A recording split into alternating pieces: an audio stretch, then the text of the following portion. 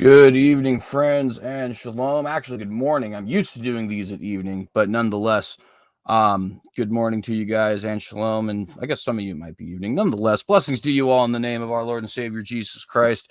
Welcome to this episode of Un-Apologetics, the show where we are unapologetic about apologetics. And I am your host, CJ Cox. I'm going to go ahead and briefly acknowledge those who have made themselves known in the live chat. Appreciate every single one of you. Laura Hagan, David, I don't know if I can pronounce your last name, and I don't want to butcher it, so I'm not gonna. But shalom, and thank you for being here. God teach me to pray your word, and Nunya Biz, all you guys who are here in our YouTube live chat, thank you very much for being here. And everybody who is not hanging out in the YouTube live chat, but is nonetheless watching, I do have a little ticker here that lets me know you're here, so I appreciate you very much. And thank you for being here with us. We got a really special episode for you guys today. I'm going to go ahead and just jump into some of the channel housekeeping so we can get that stuff out of the way and get straight to our content. I see Mecha Tanky is also here. Shalom, and thank you for being here. So, first things first, I want to remind you guys of all of the many things that are coming up in August. We're going to have a ridiculously busy August. So, on August the 4th, I will be talking with Tom Jump, T-Jump, atheist. I guess you could call him, I don't know if he considers himself a philosopher or not, but I think that's what he does primarily. And of course does counter apologetics. We're going to be talking to him here on August the 4th. And on August 10th, we're actually going to be having a conversation with both David Roll in the morning, and then later on having a conversation with Chris Date in the evening, obviously about different subjects. So with Tom Jump on the 4th, we'll be talking about ethics. With Chris Date on the 10th, we will be talking about physicalism. And with David Roll on the 10th, also in the morning, we will be discussing his new books, Legendary Kings. So those are all, I think, going to be fantastic episodes. We also have a ton of debates on other channels coming up in August. August 12th, we'll be talking with Will Duffy on open theism. That's going to be on, all of these are going to be on Standing for Truth's channel, actually, because he's just obsessed with filling me up with debates, which appreciate you, by the way, brother. But nonetheless, we'll be talking on August the 12th with Will Duffy. We'll be talking on August the 20th with David Preston on modern translations. And we'll be talking on August the 31st with Francis Turretin on conditional immortality. For those who do not know, I am not an open theist.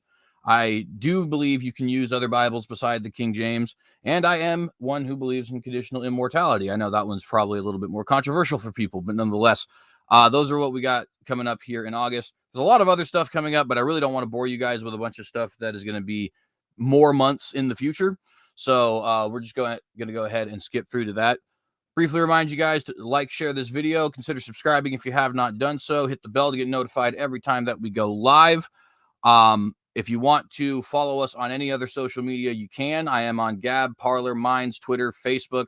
I try to be everywhere that I can possibly be. So at the synagogue, you'll be able to find me there. And then lastly, but not leastly, of course, you can contribute either one time or full time to Patreon or PayPal if you like. Links will be in the description. All right, channel housekeeping out of the way. Let's go ahead and get into our prayer here today, and then we got a very special episode for you guys and a very special guest. Heavenly Father, I just want to thank you for the opportunity to make these videos here again, Lord Jesus, the opportunity to do apologetics, you know, whether it be as a hobby or full-time, Lord. Just the opportunity itself is something that has not very often been presented to people, Lord. We recognize that having information at our disposal, being able to talk about this stuff freely, being able to worship freely, all these kinds of things are just immense luxuries, Lord Jesus, and immense blessings that come from your hand and none other, Lord. I pray that we use them to glorify you and glorify you alone.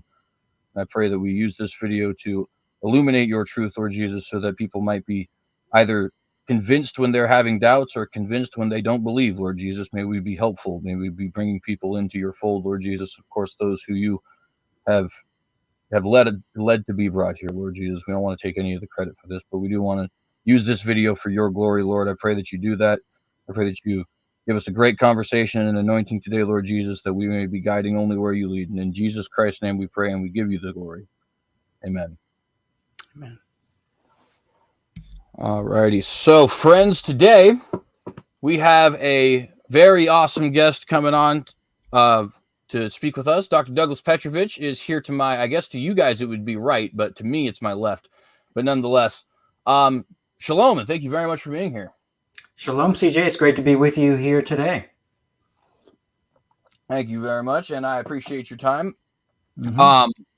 Now, this is actually a little bit of a, how do I say this? I guess so. There was a while back, I don't know if you recall, I was trying to do this whole thing where it was you and Dr. Falk and David Roll presenting 3 different perspectives of the Exodus. And that never ended up happening, mainly because I kind of just forgot about everything, to be honest with you. Oh, well, also there's another thing that can go down there, but that's not the point. But so this has been a long time coming, at least on my end. I don't know if you recall that at all, but at least on my end, this is kind of like a nice, you know what I mean? So I very much appreciate having you here with me today. Sure. It's great to be with you. And by the way, just in case you don't know this informationally, there is one time where the 3 of us did present our views, and I was the one who organized it. It was at an annual meeting of the Evangelical Theological Society. And actually there's a separate society that kind of maybe parasitically benefits from ETS, and that's called the Near Eastern Archaeological Society. And so we have annual meetings in November, and David Roll presented his position on the new chronology. I supported and presented a view on the view of the early Exodus, and then David Roll presented the late Exodus. So if anyone is interested in getting that, I'm sure it's very doable. All you need to do is contact ETS. There's a website. I'm pretty sure it's www.etsjets, so etsjets.org, and you can find out about it through there. Yeah, and I think that would be a very excellent thing for people to watch too, because it's first off, there's an interesting intersect there, right? Of on one end, you and Falk would accept conventional Egyptian chronology, but would disagree late and early date. But then on the other end, you and Roll would agree on early date, but would disagree on conventional Egyptian chronology. And I think it's probably very good to have all 3 of you in the same room talking that out. It is, really. I mean, at the end of the day, you know, we want to present our ideas in the arena of thought and let people make their own conclusions. So the evidence is what should drive you to the view that you end up embracing. Yeah, real quick, just for somebody here in my audience, Mecca. So I will actually take questions at the end. Tag me at the synagogue provided we have time. It depends on how long we go. I don't want to use any of abuse any of Dr. Petrovich's time here. But if anybody has questions, ask me in the live chat. And if we end up having time for them, I'll make sure to write them down and we'll try to get to some of them. But at any rate, enough sort of shooting the breeze there. So let's kind of start off with a basic question, just in case there's anybody here who's not aware. Who is Dr. Douglas Petrovich, and why might I be so interested in talking to him? So currently, I teach at Brooks Bible College, which is in St. Louis. I teach remotely from where I live in Richmond, Texas, which is just outside of Houston. I've taught for, ever since I started teaching Greek in 1994 to seminary students at the Master's Seminary. I've taught in 3 countries at least, on a full-time basis. One being Russia, the other being Canada, and then the United States, and at various colleges, universities, and seminaries. My areas of expertise are biblical exegesis, which basically comes down to the biblical languages. I've taught all levels of Hebrew and Greek. I've always wanted to teach Aramaic, but never had the opportunity. And that's kind of my first area of specialization. And my second area of specialization is biblical history. I did a Master of Arts and a Ph.D. at the University of Toronto. My major was Syro-Palestinian archaeology, which is the archaeology basically of the Holy Land, where Israel is today. And I have a first minor in Egyptian language. I took 3 years of Middle and Late Egyptian. And then my second minor is Ancient Near Eastern Religions. So that's kind of a quick synopsis, leaving out lots of details. And real quickly on one of those details, I know me and you beforehand had talked a little bit about this, but I think the audience would probably find it just as interesting as I did. One of the countries you just mentioned there was Russia. How does Dr. Petrovich go to end up speaking for an entire, or teaching, excuse me, for an entire decade in Siberia? That's a very cool thing. Yeah. And ultimately, CJ, it goes back to when I was 13, the very year I repented of sin and trusted Jesus Christ for eternal salvation. That same year, I'm convinced the Spirit of God laid it on my heart that I would be going somewhere overseas for the kingdom of God. Didn't know where it would be, didn't know when, didn't know how it would all work out, didn't know why I would be there. All I knew is that I'd be going. And essentially, there's a lot in the midst, but fast forwarding, the day came where we were given the opportunity, the invitation to start a seminary in Siberia, Russia, from scratch. And I was in my early 30s, and the man who invited me, one of the most godly men I've ever met in my entire life, his name is Dr. Robert Provost. When he invited me, I said, well, Dr. Provost, you don't need a 33-year-old guy. You need a 50-something-year-old guy, somebody with lots of experience and lots of wounds and lessons learned and accomplishments in his own culture before going to somewhere like Siberia, Russia. And he said, yeah, you're right. We certainly could use that kind of person. But the bottom line is nobody in his 50s in his right mind is going to go to Siberia, Russia. And he said, are you still interested? And so I said, well, now I really have to think about this and pray about it. And, long story short, we ended up in Siberia, Russia, and started a seminary from scratch. We had to buy a building. I had to come up with a team who would be both permanent teachers to teach alongside me, and then some teachers to come in on occasion and do intensive courses. Some came from the United States, others came from the UK and Europe. And we had an amazing 10 years. And in that 10 years, we essentially turned things over to the Russians that we trained to take our places. So we basically worked ourselves out of jobs. Hey, in that particular job, though, that's a quite an impressive accomplishment, right?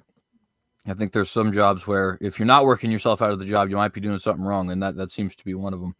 Yeah. So you have also read a couple of books, which we'll re-reference at the end in case anybody wants to check them out. There's actually links to two of them in the description. Can you tell us a little bit about what you've written about? It's primarily things about the alphabet, I understand, but there's some others there as well. Sure. And as a preview, let me just mention there is a website called academia.edu. I always refer to this as the real Facebook. If you're on Facebook and you're spending too much time, get rid of it. Get the real Facebook, academia.edu. And what you can do there, you can become a member for free. You can gain access to materials that have been written and produced by scholars and other people from all over the world, literally all over the world. And I've uploaded all of my journal articles, my published peer-reviewed journal articles. I've published 8 articles now. They're all accessible there, can be downloaded for free. And the same is true with, pretty much pick out your favorite scholars, and almost for sure they're going to be on academia.edu, and probably or maybe they will have uploaded their articles and other resources as well. So I'd encourage you to go to my academia.edu webpage and find some very beneficial, very challenging free materials. And that then leads to my books, my 2 books, and even on academia.edu, I've uploaded the front matter to each of my books. So you can kind of read about the book before you know whether this is something you want to invest in. So my first book, published at the end of 2016, actually the beginning of 2017, it's called The World's Oldest Alphabet, Hebrew as the Language of the Proto-Consonantal Script. It was published by Carta. Carta is in Jerusalem. It's a secular Israeli publisher. I was amazed that they were willing to publish the book. Essentially, the book makes the claim, not that I was the first one in history to make this claim in published form. That credit goes to a German scholar named Hubert Grimme in, I think 1923 or so. He published a book on this in German, and he made the claim, he was the first to say that the world's oldest alphabetic script is Hebrew. So basically, for over 150 years, scholars have debated, what is the Semitic language behind this script, and how do we decipher these first initial alphabetic inscriptions? And everybody agreed that it's a Semitic script, and almost everybody has agreed that it's based on Egyptian hieroglyphics. In other words, the alphabetic letters derived from signs or hieroglyphs in the Egyptian sign list. So out of the 800 plus Egyptian signs that are out there, somebody took, in my mind, 22 plus pictographs from those 800 and something hieroglyphs, and they created a specific kind of alphabet, which doesn't include vowels, it's just consonants. And that's why I call it proto-consonantal, proto first, consonantal, because it just has consonants and no vowels. And what I attempt to do is finish the job of scholarship. So with Grima and everyone who followed him, and he was wrong, I'm convinced, and probably virtually everybody in the field is, he was wrong on his connection of certain letters to certain phonetic sounds, such as the b, the g, or the r, or the t, right? All of those consonantal sounds, they are connected with a certain hieroglyph that becomes an alphabetic letter. And you have to get those right, or you're not going to decipher the inscriptions correctly. You have to, first of all, know what language it is. And secondly, you have to have the right phonetic value for all of the alphabetic letters. So what I attempted to do is kind of piggyback on all the scholarship that went before me. And before I could do this, of course, I had to catch up on 150 years of scholarship. And once I thought I was at the place where I could move forward with things, then, and I had the added benefit of knowing that the oldest alphabetic script is Hebrew. And I described that in the book. It's connected to a certain inscription.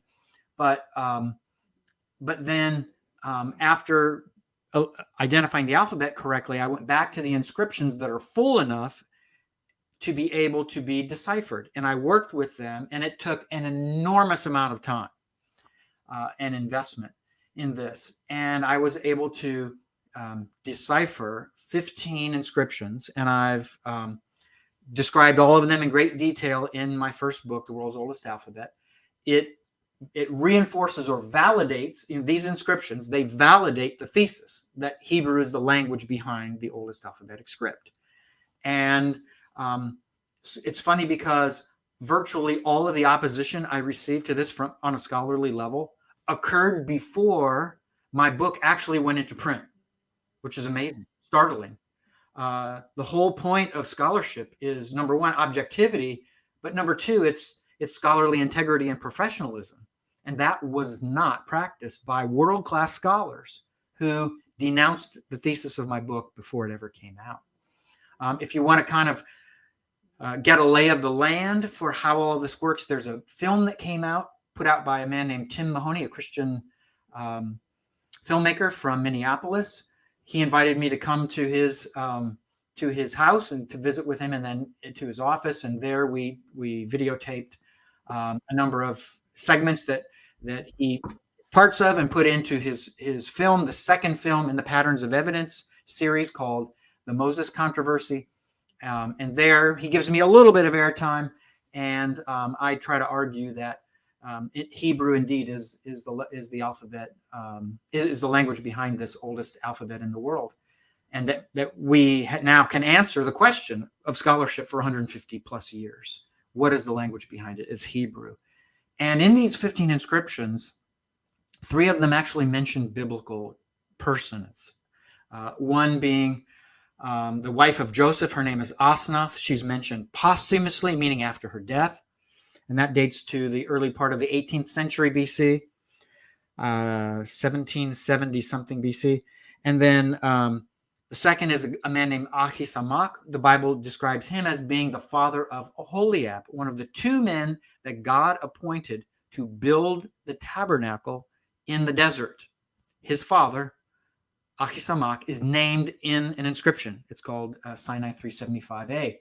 And then the third figure that's mentioned, oddly enough, crazy as it sounds, and yeah, I had a hard time believing it myself. And I actually, when I first realized this could be the case, I tried to disprove it for myself on a scholarly level. And I couldn't disprove it. It's a person. It's the name Moshe, which is the Hebrew way of saying Moses. And this inscription, it's Sinai 361, clearly names a man named Moses, who, by the way, lives in the 15th century BC at the very time the Bible requires for the lifetime of Moses and for the Exodus in the middle of the 15th century BC. So that's some of the evidence that's discussed in my first book. Then there's my second book, or the new one just came out in 2021, Origins of the Hebrews, New Evidence of Israelites in Egypt from Joseph to the Exodus.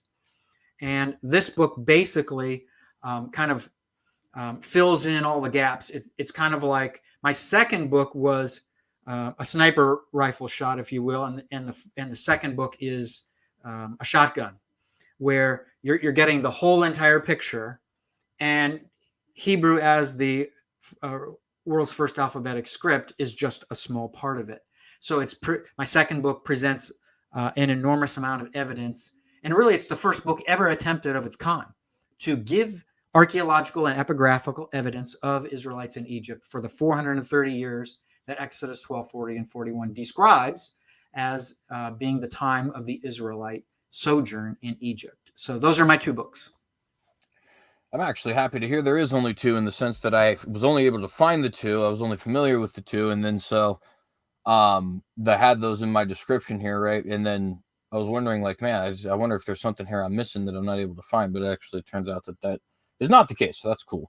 Several books that I'm in the process of writing, 3 actually, and another 4 to 6 after that are already planned up here. But more coming out the pike eventually. Awesome. And we could easily do a whole episode on the language stuff itself, because it is incredibly fascinating. But it does give a nice overview for what we're talking about today, which is Exodus. Now, I do want to say briefly, as a Hebrew learner, it makes a lot of sense to hear the alphabet would be Hebrew, because one of the first things they teach you is, hey, this is going to follow the same pattern as your alphabet because it derives from it and all that other kind of stuff. But they tend to trace it back to Phoenicians.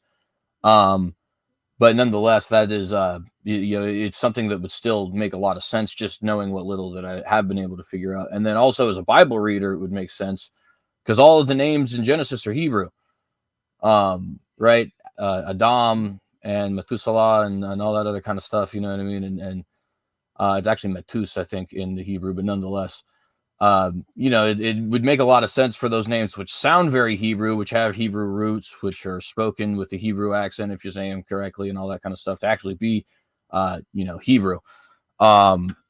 Which I do wonder how other people would get around that sort of thing, but it's nonetheless, I think it's a very fascinating work.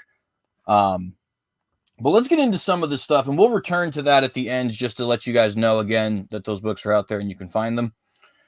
Let's ask some questions here about the Exodus more specifically. So the first one I'd like to ask, you mentioned it a little bit with reference to Exodus and also Kings. But what is our reason for believing there would be an Exodus in the 15th century BC rather than in the 13th century BC, when somebody like Dr. Kenneth Kitchen might place it? Sure, great question. And essentially, CJ, there are 2 entire arenas that you could appeal to. One, you could appeal to the arena of the biblical text, what's in the Hebrew Bible, that gives answer to that. Second, you could go to ancient Near Eastern historical studies within the field of Egyptology, which again is the first minor in my Ph.D. And you can talk about the actual physical evidence that's been extracted from excavations and found at sites and so forth. So essentially, you have to wed the two, because at the end of the day, being that these, where the Israelites were, it's a country that exists as we speak, and that there has been archaeological work done there. Certainly, you don't have to just rely on the biblical text itself. But at the end of the day, you've got to get a foundation correct. And to do that, it starts with chronology. You've got to get chronology right. If you don't get chronology right, you're wasting your time in biblical history. And you're wasting other people's time, because all you're going to do is spout off things that aren't true. So if you don't have the chronology right, you're in big trouble. So that's true in biblical studies, and that's true in Egyptian historical studies. You've got to get the chronology right with Egyptian history. And that's where I would differ with, especially with David Rohl. I would vehemently disagree with him on lots of issues related to that. And eventually, I hope to publish a book where I'm attempting to refute a major view that he has put out there, known as the New Chronology. I and a number of other biblical archaeologists are very, what's a good word to use? I want to soften this. We're very disappointed with much that has been embraced by Bible-loving Christians out there who are being sucked into this disastrous system and being led astray. So you've got to get the chronology right on both. Okay, back to the point. To get the chronology right with biblical studies, it starts with 1 Kings 6:1, which is a very important chronological peg. It talks about how this is the moment when Solomon was about to have the work begin on the first temple. The Jews know it as the first temple. So you could call it the first temple. Some people, Christians, call it the Solomonic temple. I like to call it the temple of he who is. In the ancient world, temples were named after the God who dwelled there. And that's the God of the Israelites, he who is. That's a translation of the covenant name of God, usually wrongly pronounced Yahweh. It's Yahweh in almost every context in the Hebrew Bible. So Yahweh is the right way to say it. And that covenant name of God means he who is, the one who goes on existing. So this verse, 1 Kings 6:1, mentions that the building of the temple began in a certain year and month of the reign of Solomon. And then it mentions that moment in time is exactly 479 years and change after the event of the Exodus. So through what we can determine in light of the clarity provided by Neo-Assyrian chronology of the first millennium BC, that means after 1000 BC, we can then date with confidence when Solomon's work on the temple began, and that's 969. There are some out there who disagree with that, but the majority agree, and they're right. The majority in this case is right. 969 is the right year. So if you take 479 and go back in time from 969 BC, you get to 1446 BC. And that then gives you a solid date for the Exodus. So that's the chronological basis for the evidence that exists to connect us to a certain point in time in Egypt's history when the Israelites leave as a nation. The Bible doesn't present a whole lot of evidence of that Exodus. It describes events that take place, but it doesn't per se give you physical evidence. And for that, of course, you have to go to Egypt and the lands around Egypt, the land under Egypt's control, and that includes especially Sinai. So with that, and again, I discussed this in great detail in my book, there's all kinds of evidence. One of the most profound, one of the most important forms of evidence, especially in the era of Moses and in the time period of the Exodus, is physical evidence of the 10th plague on Egypt. In what form? Well, Exodus 11 and 12 describes or lists 4 different kinds of animals. It doesn't mean they were the only ones, but it lists 4 different animals that were around at the time of the Passover and the 10th plague. And those 4 animals named in Exodus 11 and 12 are dogs, cattle, sheep, and goats. And of course, sheep and goats are the one the ones that come into play the most with the Israelites, because the Israelites have to take an unblemished child, if you will, animal, kid from those one of those two options, a sheep or a goat. And in our English Bibles, it's actually incorrectly, to be technical, it's incorrectly translated. It says year-olds, which usually implies for the English mind that it's someone that's older than a year but less than 2 years. But in fact, the Hebrew term there is very specific. It's the term ben shana. It's a technical term. And that technical term means son of a year or less than a year. So what I stumbled on was evidence of these 4 animals: dogs, cattle, sheep, and goats, all at the right site, the site of Avaris, which is the hub of the Israelites. It's the city where Jacob settled his family. David Roll agrees on that. He came to that conclusion long before I did. Bryant Wood, my archaeology mentor, Scott Stripling believes in that. Chuck Ayling, lots of names of scholars who are convinced that's true. So Avaris is the right site. And the time period, if you get Egyptian chronology right, so again, here's where I stray from David Roll. There is only one candidate of the list of candidates, well, throughout the first millennium, the second millennium BC, but especially if we're talking just 18th and 19th dynasties, only one who meets all of the requirements of the Exodus Pharaoh. I published an article in 2006 on the identity of the Exodus Pharaoh, and I said, it's got to be Amenhotep II because he's the only one who meets all of these requirements. Now, for David Roll, the requirements aren't so important. He's a professing atheist. For him, it's not important. He criticized me on a public forum about my commitment to biblical inerrancy, that there's no error found in the original manuscripts of the Bible in Hebrew, Aramaic, and Greek as they were originally composed by the biblical writers. So for him, it's not that important. For me, it's really important. Every fact, every detail. So, and I go into great detail in all of those biographical requirements. There's only one guy who meets those of all the possible candidates of the second millennium BC. That's Amenhotep II. And guess what? If you take Egyptian chronology based on astronomical evidence from astronomy, specifically the rising of the Sothic star, and you tie it to the option for there are 3 chronology options with astronomical evidence, the high, middle, and low. If you connect it to the high chronology option, then Amenhotep II is the guy. He's the pharaoh, the king, who's sitting on the throne in 1446 BC, the year that the Bible demands is the time of the Exodus. And what do you know? But during his reign, we find all kinds of evidence that is complementary evidence to verify. If you want, you could ask me about that.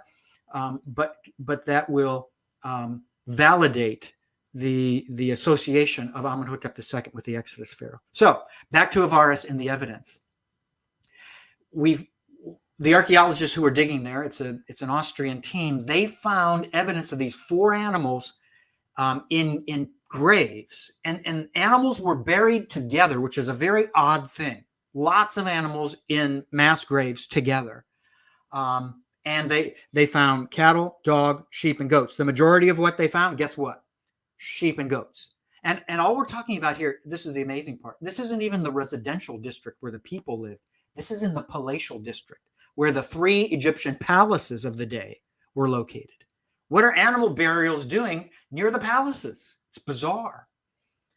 And why those 4 animals we read about in Exodus 11 and 12. And the majority of the sheep and goats were found to be in their first year of age, exactly as the Hebrew Bible says they were for the ones who were slaughtered for the Passover, the unblemished animals slaughtered so that the Israelites could take a little bit of the food. And yet it wasn't a feast. They just ate a little bit of it and then took some of the blood and put it on their doorposts. So the very little pottery evidence, ceramic evidence that's connected to these burials that the archaeologists found. Guess what time period it's from?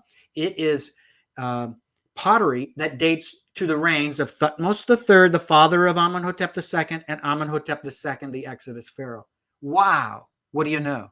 So that's exactly what we have. We have evidence of the 10th plague in Egypt in the form of the animal remains of some of the animals who were around at the time that the death angel came and wiped out the firstborn from among not only all mankind, but all of the animals that were there as well.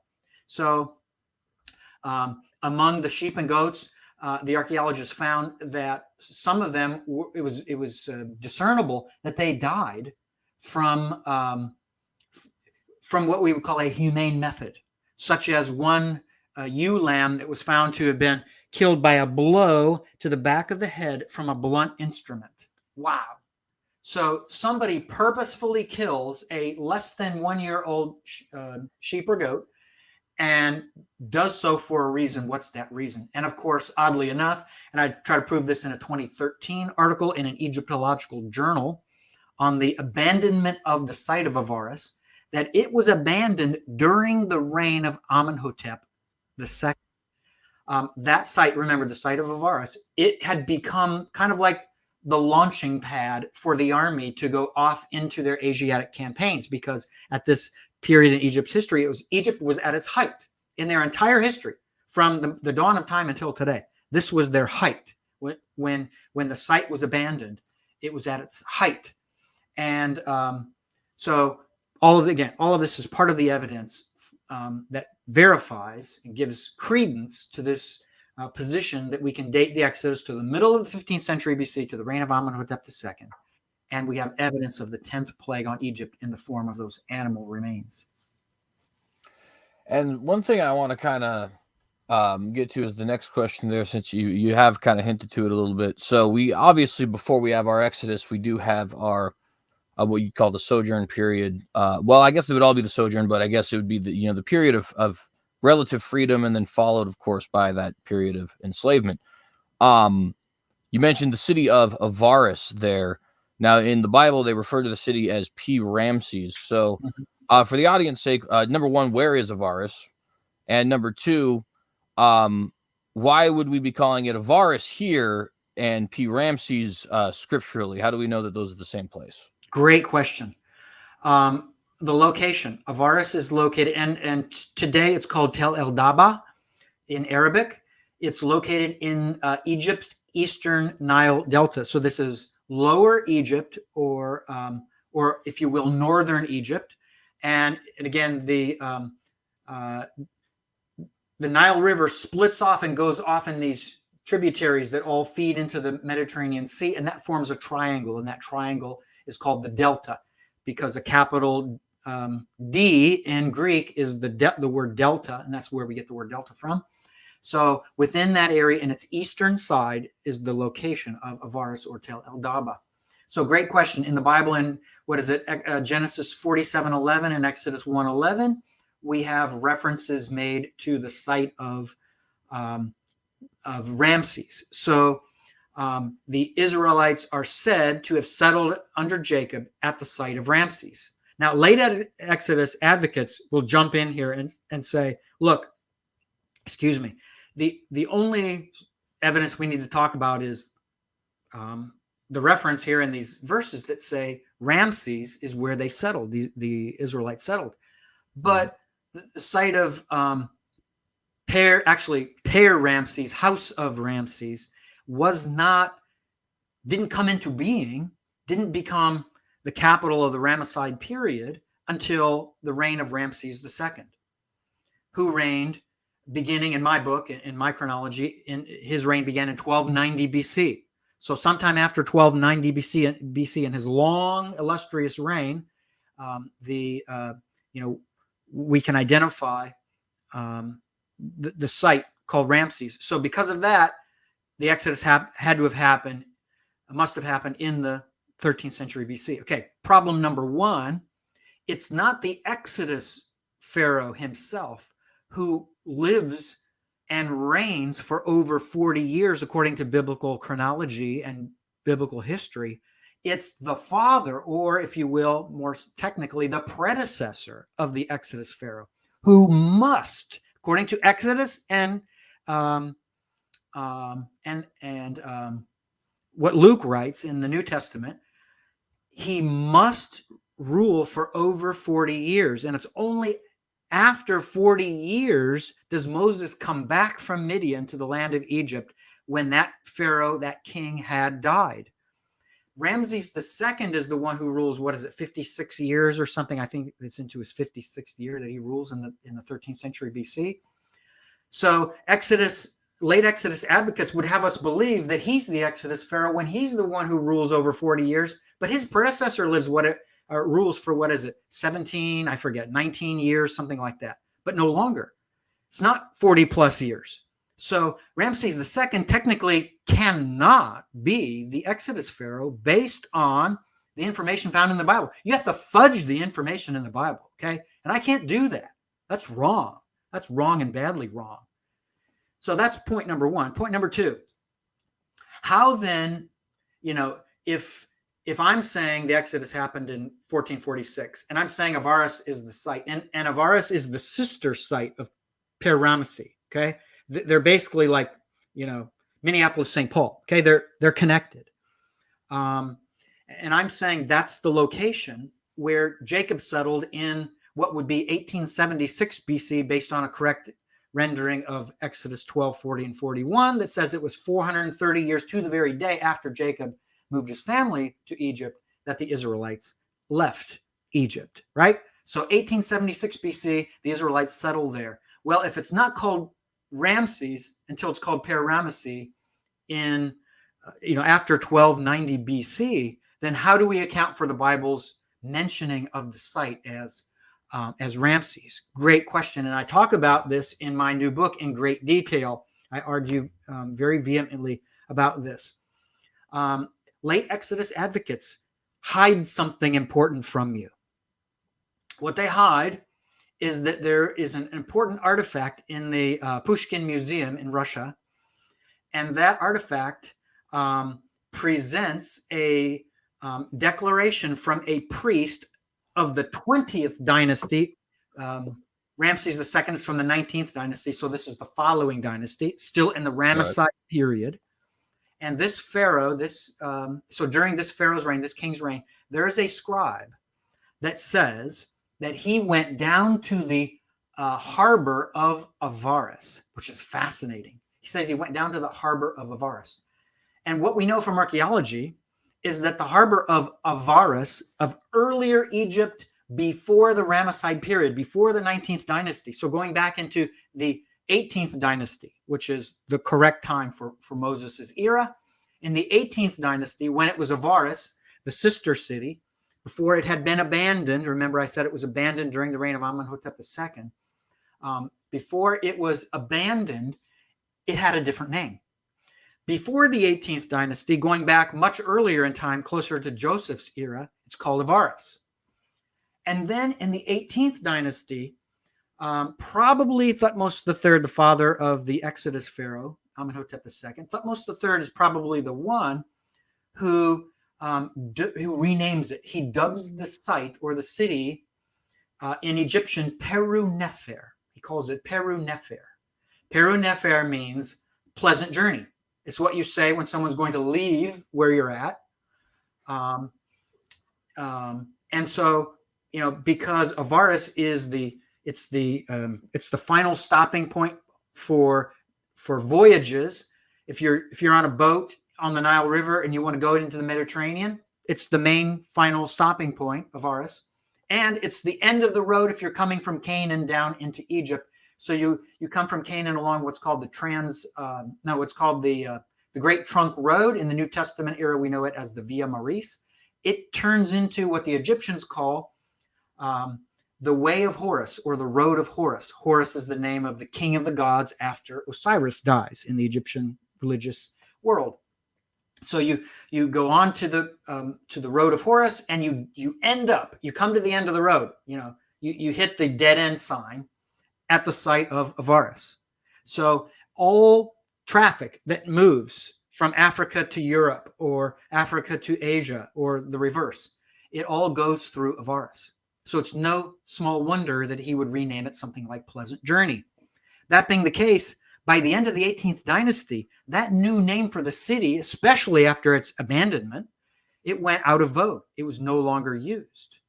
So technically, and when it was abandoned, its own harbor went into disrepair and disuse. But the Ramessides made a new harbor. So the Egyptian priest, when he says he goes down to the harbor of Avaris, technically speaking, he didn't really go to the harbor of Avaris. He went to the harbor of Per-Ramesses, the real harbor that was, not a ghost town. It was in use so that he could do his business with whoever he was meeting at the harbor where all the people would go, where the ships would dock. So why would he call it the harbor of Avaris? Because for the Egyptians, it's all one site. That's the answer. It's all one site.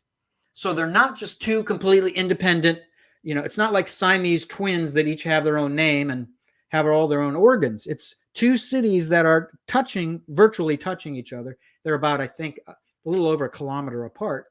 But they're all seen by the ancient Egyptians as one. So think about it this way. What happened was the name that Moses would have written in his original manuscript almost certainly would have been a transliteration of Peru-Nefer, pleasant journey. But since that went out of vogue, centuries later, after Moses wrote, and he would have written by 1406 BC, centuries later, it's the period of the judges or early in the monarchy, the scribes are looking at this information that's in the Pentateuch and Genesis 47 and Exodus 1, and they're saying, okay, maybe a couple of us old guys understand this word that was used here, but that's not what it's called nowadays. Nowadays, it's called Per-Ramesses. So let's update the text. Not let's corrupt the text. Let's update the text and give the new name of the city as it is today so that the readers are going to understand when they read this where it is that the Israelites were located in Egypt. So what some scribe does under the allowance of God, he didn't get zapped probably by a bolt of lightning. He was allowed by God to update the name to a current name that is in use. And that current use is Ramesses. So he renames the city there, Ramesses. It's like what people would do in Russia with Leningrad. If I'm going to write a book about the city of Leningrad in World War II, if my audience is the millennials, right? What's this generation called? Not the X generation. I want to say Z, but I'm not even 100% sure. Yeah, I forget the term. But if I want to write to this generation, I'm not going to write Leningrad. They're not going to understand that. I will write in its place. I'll write St. Petersburg because everybody will know that that's what we're talking about. They can look it up on a map where St. Petersburg is. They can understand it. So this updating by a scribe, it was not some terrible thing done to undermine inerrancy. No. It was a kind thing to do to the readers of his day to accurately replace the former name with the modern name that was currently in use. Yeah, and one thing that I would like to briefly add to that too is there is actually reference in Deuteronomy, or no, it's Joshua, but nonetheless, Joshua 24, of Joshua adding to the book of the law, which we would assume is the Torah. And then the rabbis have a tradition, which may or may not be true, but if it is true, of Samuel slightly editing the Torah. So, in other words, this is something that's been known, I think, by at least the Jewish people for quite some time. A lot of different Christians throughout history have kind of recognized it as well, but it's definitely good to see it being spoken about again. Yeah, CJ, and let me add to that. You're right. And let me add to that. What about the ending of Deuteronomy, which is a time period, not only when Moses is dead, but when he's long dead?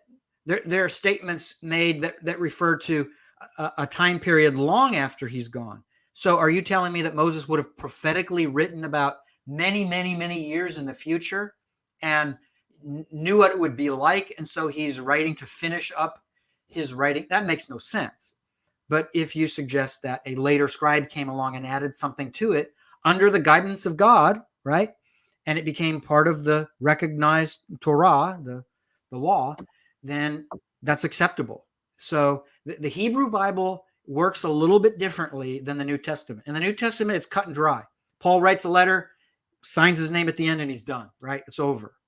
And that's it. But the Hebrew Bible, it was kind of like a living being for 1,000 years, from 1406 BC until 400 something BC. It was slightly changing with updates and with additions, such as, and so it is to this very day, right? That statement. When you see that statement there, that's a later scribal addition.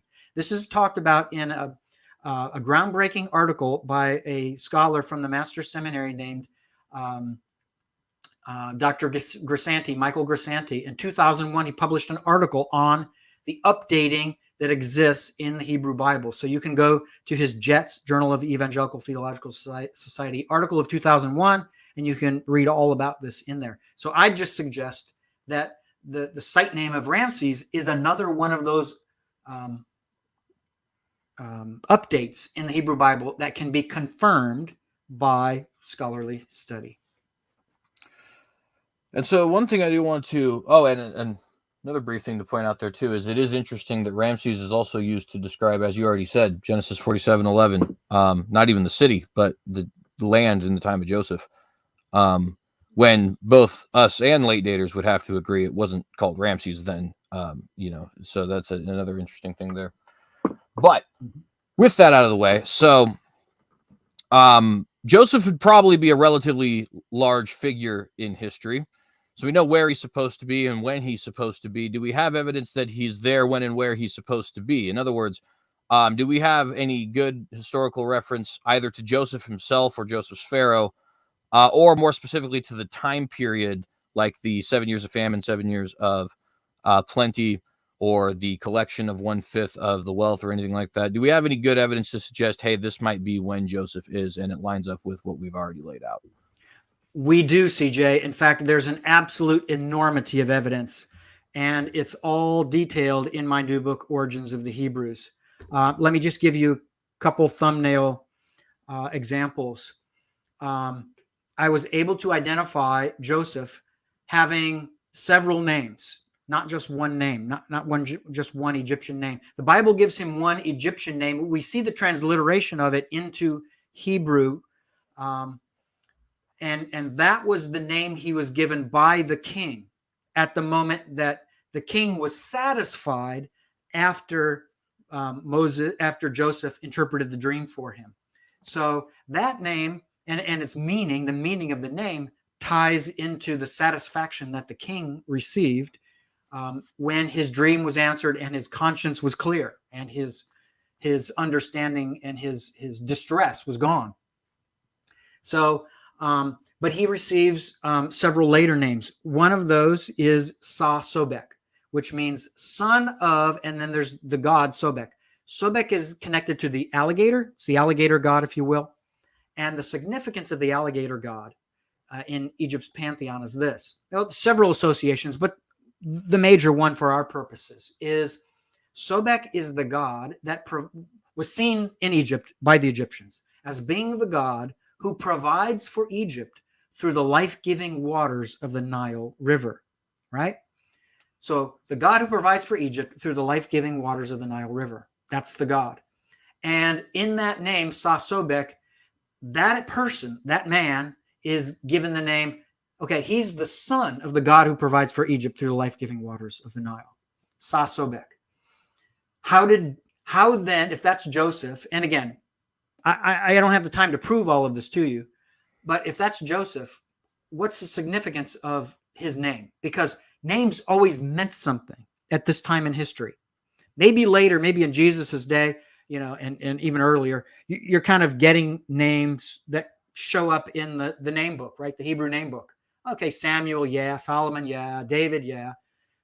You can get all these names, but at this time, you were getting a name when something distinguished you to give you that name, meaning-wise. So what the man that I identify as Joseph did in the reign of Sesostris II, who in my book I connect to and call affectionately the abundance pharaoh, the king who reigned during the time of the 7 years of great abundance in Egypt. So at that time, what distinguished that king's reign was the rebuilding of a city that was a ghost town at the time and hadn't been inhabited for hundreds of years. It's called Lahun. And right outside of Lahun, so they built a camp in the city for the people who lived there. They had the pyramid and pyramidal city of the king, Sesostris II, built there. And most importantly, they built a dike there. And that dike allowed for the movement of water from not the Nile technically, but so the Nile River to its, and I'm going to do this from my perspective, to its west, it has a branch off and it goes parallel to it. It's called the Bar Yusuf. And that Bar Yusuf passes by, it's held into check by a ridge on its west. And west of that ridge is the desert. And there's a break in the ridge right near Lahun. So some genius during the reign of Sesostris II decided, what we're going to do is, in the break in the ridge there, we're going to reroute water in a controlled fashion into the desert. And that became what's known today as the Fayum. So Sesostris II is known to Egyptologists as the pharaoh or the king who first initiated the exploitation of the Fayum. In other words, he turned this desert, not field, but what do you call the flat land between two mountains? Can't think of the name. Anyway, he turned that a valley by chance? Valley, that's it. He turned that valley into an irrigation field where you could grow crops. And literally from the reign of Sesostris II until the 20th century AD, until the completion of the Aswan Dam, the Fayum was the breadbasket of Egypt. Isn't that amazing? All the way from that time until the 20th century, the Fayum was the breadbasket of Egypt. All this started in the reign of Sesostris II, who has to be, if you line up and get the chronology right for the Israelites and the Egyptians, has to be the abundance pharaoh. And what do you know? But somebody during his reign, actually his vizier, oversees the building of the pyramid and the pyramidal city, and the building of the dike, and the building of the irrigation channels, and the creation of this cultivatable land. And all of a sudden, you have the growth of grain in mass quantity. And in the reign of the next king, Sesostris III, you have these granaries around Egypt and down into Nubia, where he goes in and conquers, that literally, in some cases, in where the forts, like the Nubian forts, they take up a third or a half of the entire fortress. Imagine that. You build a fortress, right? It's a military outpost. And you have room for your soldiers, room for your weapons, room for the guys who's in charge, the captain or whatever. And you have whatever else. All that needs space inside your fort that you've built. But you're going to devote half the fort or more or a little less to storing grain? Why would you do that at this period in time? Well, that's what they did. So that's part of the signs that Joseph was at work. And the subsequent pharaoh, Sesostris III, who oddly enough, in the very year that the 7 years of abundance ends and the 7 years of famine begins, we have a change in the reign. Sesostris II dies. We think within Egyptology, we think that he died suddenly, unexpectedly, and then all of a sudden Sesostris III is on the throne. It's that guy 2 years later, before whom Jacob comes, and he blesses this pharaoh. Well, guess who is the most famous pharaoh in all of Egypt's history? Maybe apart from Thutmose III, the most powerful king, the father of the Exodus pharaoh. The one who's the most famous in ancient Egypt's history, and we're not talking about King Tut stuff, which is small potatoes in ancient history, and even Ramses II, small stuff compared to his great predecessors. The real gem, the one who was admired and who was elevated, even in the New Kingdom in Moses' day, hundreds of years later, is Sesostris III. He became wealthy and rich. And in his day, there is a major upheaval in society that takes place that only can happen if something very drastic happened. Something occurred out of the ordinary. And what happened was we have the elimination of an entire political entity. And that political entity is called the nomarchy. Egyptologists to this day are baffled as to why this happens. The equivalent is in the United States, governorship. We have 50 states, and all 50 states have a governor. One governor who governs his state. In the ancient Egyptian world, you had, well, it varied according to various times. Between the northern and the southern nomes. At one point, I know there was 64 nomes, but it numbered variously at various times. But those nomes all were governed by a nomarch. I'm sorry, 42 is the number. 42 is the number it was at one point. And so those nomarchs were just like today. You have battles between the governors and the president of the United States. If you will, politically waging war, not on the ground, but politically waging war to try to gain control over some part of the territory. Well, you had that in ancient Egypt, and there was this fight during the Old Kingdom for control between the governors, the nomarchs, and the president or the king.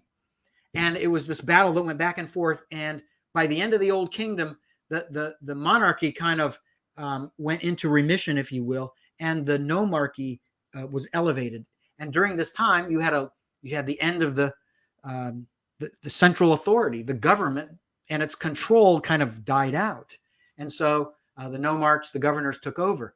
Well, at the end of the 11th dynasty, a guy comes along who brings back, by making an agreement with the nomarchs, because the nomarchs were in a difficult spot by that time, an agreement was made to give a level of power to this guy who would become a king, and he would work together with the nomarchs. And from that point forward, it was a matter of time until he could become, he or his successors could gain more power than the actual governors or the nomarchs had. Well, this didn't occur until the reign of Sesostris III. In his reign, you have the absolute dismissal of the entire industry or entity of the nomarchy. It's like the president steps in, president of the United States, and he says, all 50 states are not going to be states any longer. It's just going to be the union. And no nomarchs are going to remain in their position, none of the governors. So I'm repealing all of their offices, and they're gone. And imagine this, none of this is even written in the record for subsequent Americans to read about. It's not in the history books. It just happens. How could something like this happen? It would have to be a catastrophic event. Well, that's what took place in Egypt. Because in Joseph's day, all of the people, because of the enormity and the severity of the famine, they had to sell their possessions. They had to give all of their crops to the king. And they had to, at the end, sell their land and themselves to the king as well. And they became slaves, and he sent them all over to parts throughout Egypt. We have that kind of evidence, I describe it in my book, of how wealthy aristocrats in places in Egypt during the 12th dynasty, during the reign of Sesostris III, they literally stopped building their wealthy shaft tomb graves. And they were not, they stopped being built, and the people weren't buried there anymore. And so you had the complete ending of these wealthy burials. It's like no more mausoleums in the cemeteries, right? Because no more rich people. Everybody's poor. So if you have just poor people, you're not going to have any mausoleums. That's the kind of thing. So you have all of this kind of evidence that demonstrates the veracity of the story that's recorded in the Bible, that shows us that indeed Joseph did rise to the position of second in command. And so Joseph is called Sasobek. He's also called two other names that are of great note.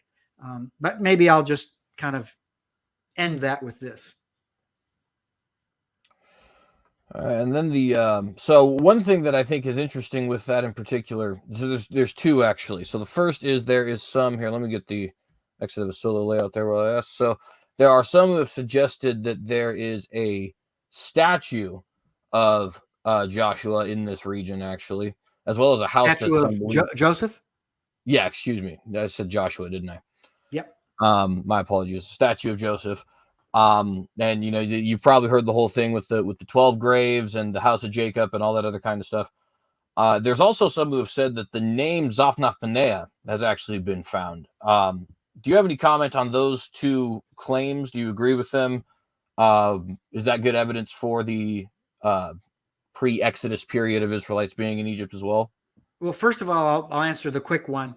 I know of no evidence whatsoever that gives us an example in Egyptian writing of Joseph's Egyptian name. I know that Kitchen didn't mention anything when he kind of wrote the book on the meaning of the name of Joseph's Egyptian name that's transliterated into Hebrew. And he gives the most plausible translation for it. You can find it in his 2003 book on the Old Testament. I think he calls it The Reliability of the Old Testament, something like that. So I'm not aware of that. But as far as the statue, there definitely is a statue of an Asiatic man, no doubt about it. Fragments were found in various places at the site of Avaris. They were found in actually two occupational levels, or actually 2 or 3 occupational levels where fragments were found. So we can't say for sure where it stood. That's for sure. What we can reconstruct is that it was an Asiatic. He had an Asiatic hairstyle, and that there are colors from the shoulder blade piece that was found that give us red, black, and white. So that gives us reference to this multicolored tunic or cloak that Jacob gave to Joseph, right? So we have that, and yet there's very strong evidence. And David Roll's the one who went in public and stated that this is probably the statue of Joseph. And I argue vehemently in my book that he's wrong, that it's not Joseph, that it's Jacob. Jacob and not Joseph. And there are several lines of evidence and reasoning for that. And you'll have to read my book to get it all. But 1 or 2 I'll give you. One of the fragments that was found that was part of the statue is a part of an inscription. And the word there is an Egyptian word for incense. Okay, so the word incense was on this inscription. That is a standard word that's a part of what's called a chetep dinesu funerary inscription. What does that mean? It means when somebody of importance in ancient Egypt dies, there is allegedly an offering that the king presents to a certain god or a certain deity on the at the request or at the choice of the deceased. And obviously he makes the choice before he dies. So the king presents an offering to this god of the choice of the deceased. And with that, there's food and drink that's left at the gravesite where that of that person who just died, right? And then there is this accompanying inscription that gives us the name and the titles that this person had, and it talks about what was included in the offering, right? There's meat, there's fowl, there's beer, there's bread, there's etc. All these specific kinds of food and drink that were left there as part of this offering. And so incense is one of the things that's presented. So, and obviously you need incense to get rid of the smell of the dead body, right? So it's a very common and logical item to be there among the grave goods. So you have the incense there to get rid of the smell, and that's part of this funerary inscription. Well, that's part of the statue, which suggests to us strongly that this statue is of a deceased person, not someone who's alive. And the statuary, David Roll didn't even discuss this at all, but this statuary was studied by Dorothea Arnold, who is an expert in statuary of the Middle Kingdom of Egypt. And she deduced that the statuary of this Asiatic figure is the exact same style and material and type as the statuary from the reign of Amenemhat III, who's the successor of Sesostris III, the famine pharaoh. Amenemhat III takes the throne as a co-regent, a co-ruler, in the very same year that we have that Jacob dies, right? So Jacob dies in the same year that Amenemhat III takes the throne. That being the case, the statuary that was constructed or fashioned during the reign of Amenemhat III, it all took place at a site in the Fayum, right? That's the breadbasket of Egypt, a Fayum site called Hawara. And at Hawara, we have this factory for making statuary during the reign of Amenemhat III. So that being the case, it's almost for sure that it's somebody who dies during Amenemhat III's reign, after whom we make this statue and we erect it among the Asiatics who are at Avaris. Well, Joseph outlives Amenemhat III, and he outlives the next king after him.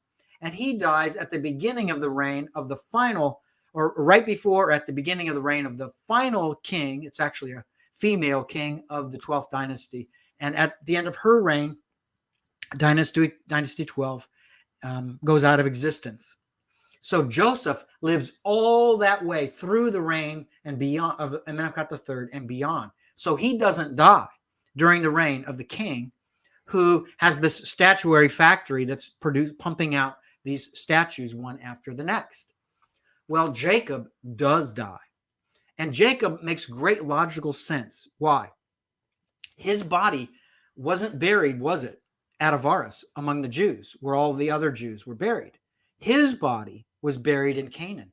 So all the subsequent generations that would go on to be born and live at Avaris in Egypt and live their lives, they would never be able to have any kind of physical reminder or memorial to their forefather, Jacob, right?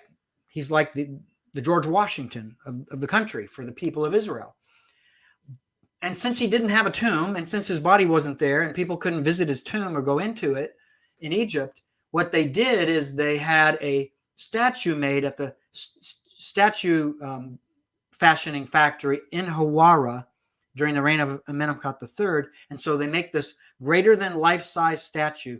They have it hauled down the Nile River. It lands at Avaris. It's taken off the bark, the ship, and it's brought to this area where the Israelites, the Hebrews, are living at the time. And it's the Israelites' reminder that Jacob is their forefather.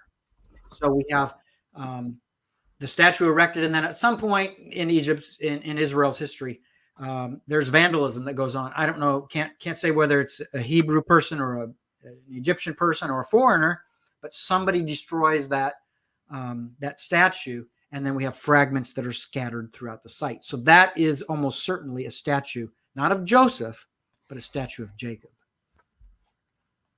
Thank you. And then so now we have a different question. I don't know why it went to that weird thing. I don't like that. Anyways, now we have a different question here that I think is equally important, which is at some point, you mentioned here that Joseph would live a very long time. Bible says 110 years. I think that places him 80 years as the vizier, provided he was vizier the whole time.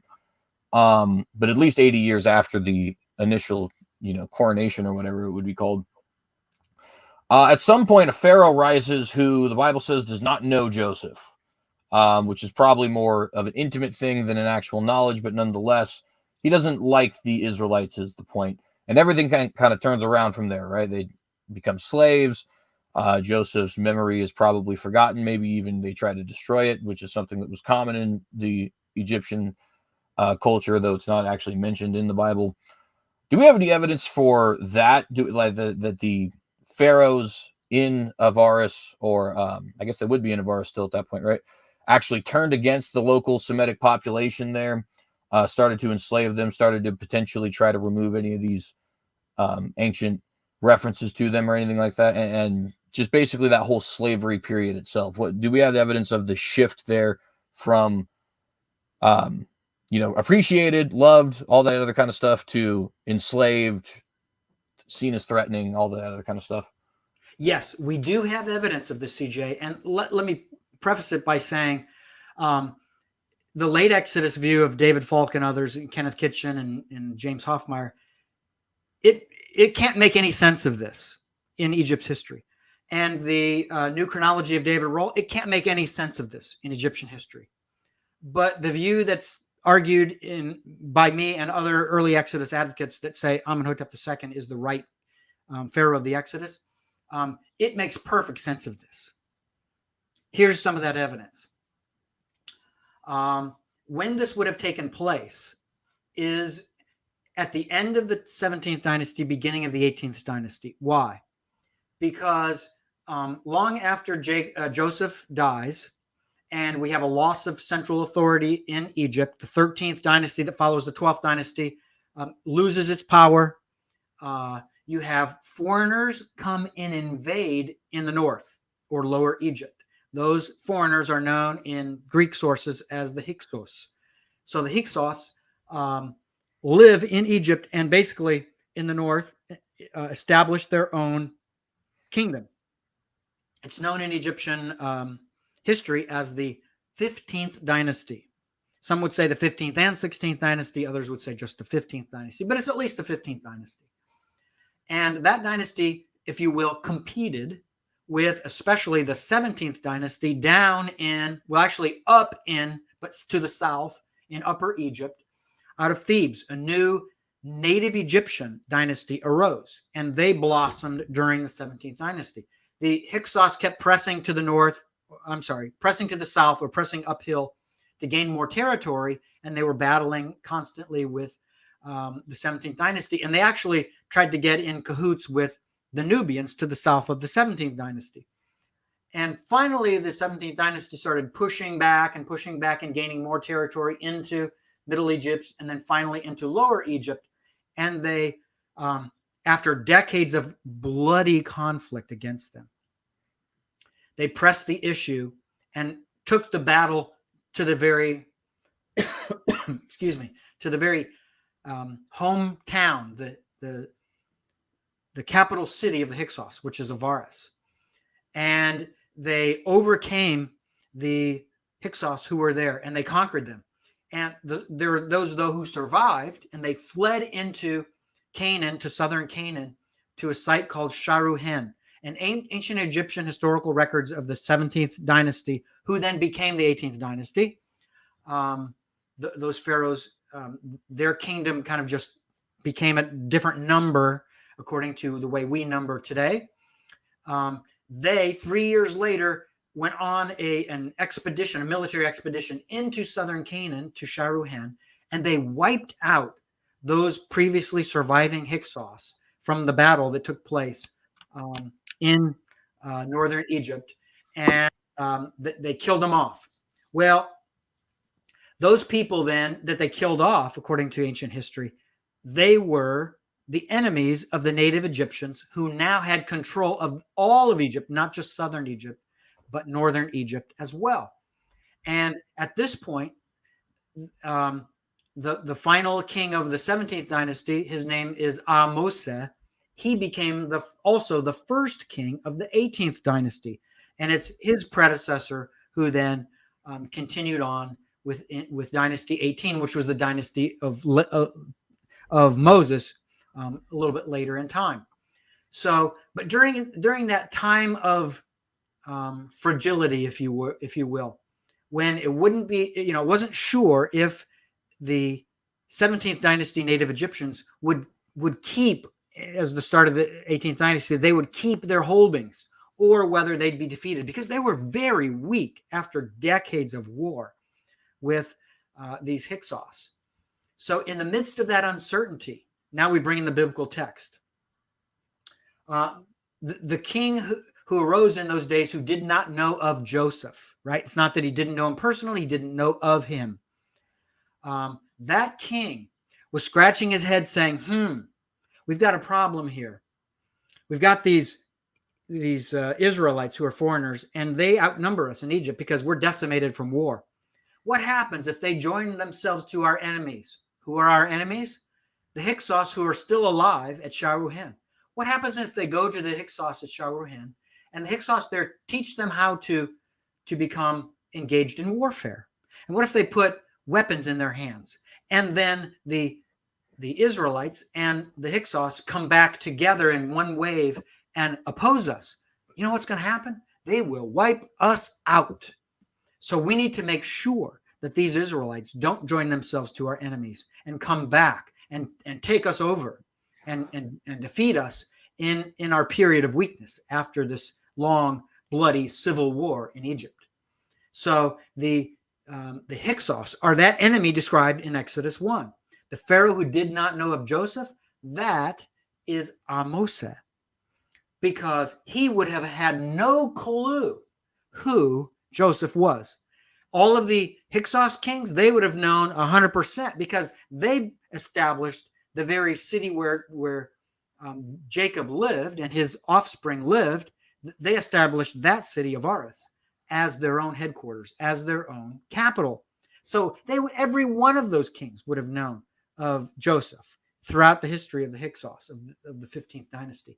But the 17th dynasty kings would have had no clue who Joseph was, because their dynasty was spawned in Upper Egypt out of Thebes, where they were completely isolated from all of the history that took place at this point in the Eastern Nile Delta, and specifically at the site of Avaris. So that's how it all works and makes perfect sense if you connect biblical history with ancient Egyptian history.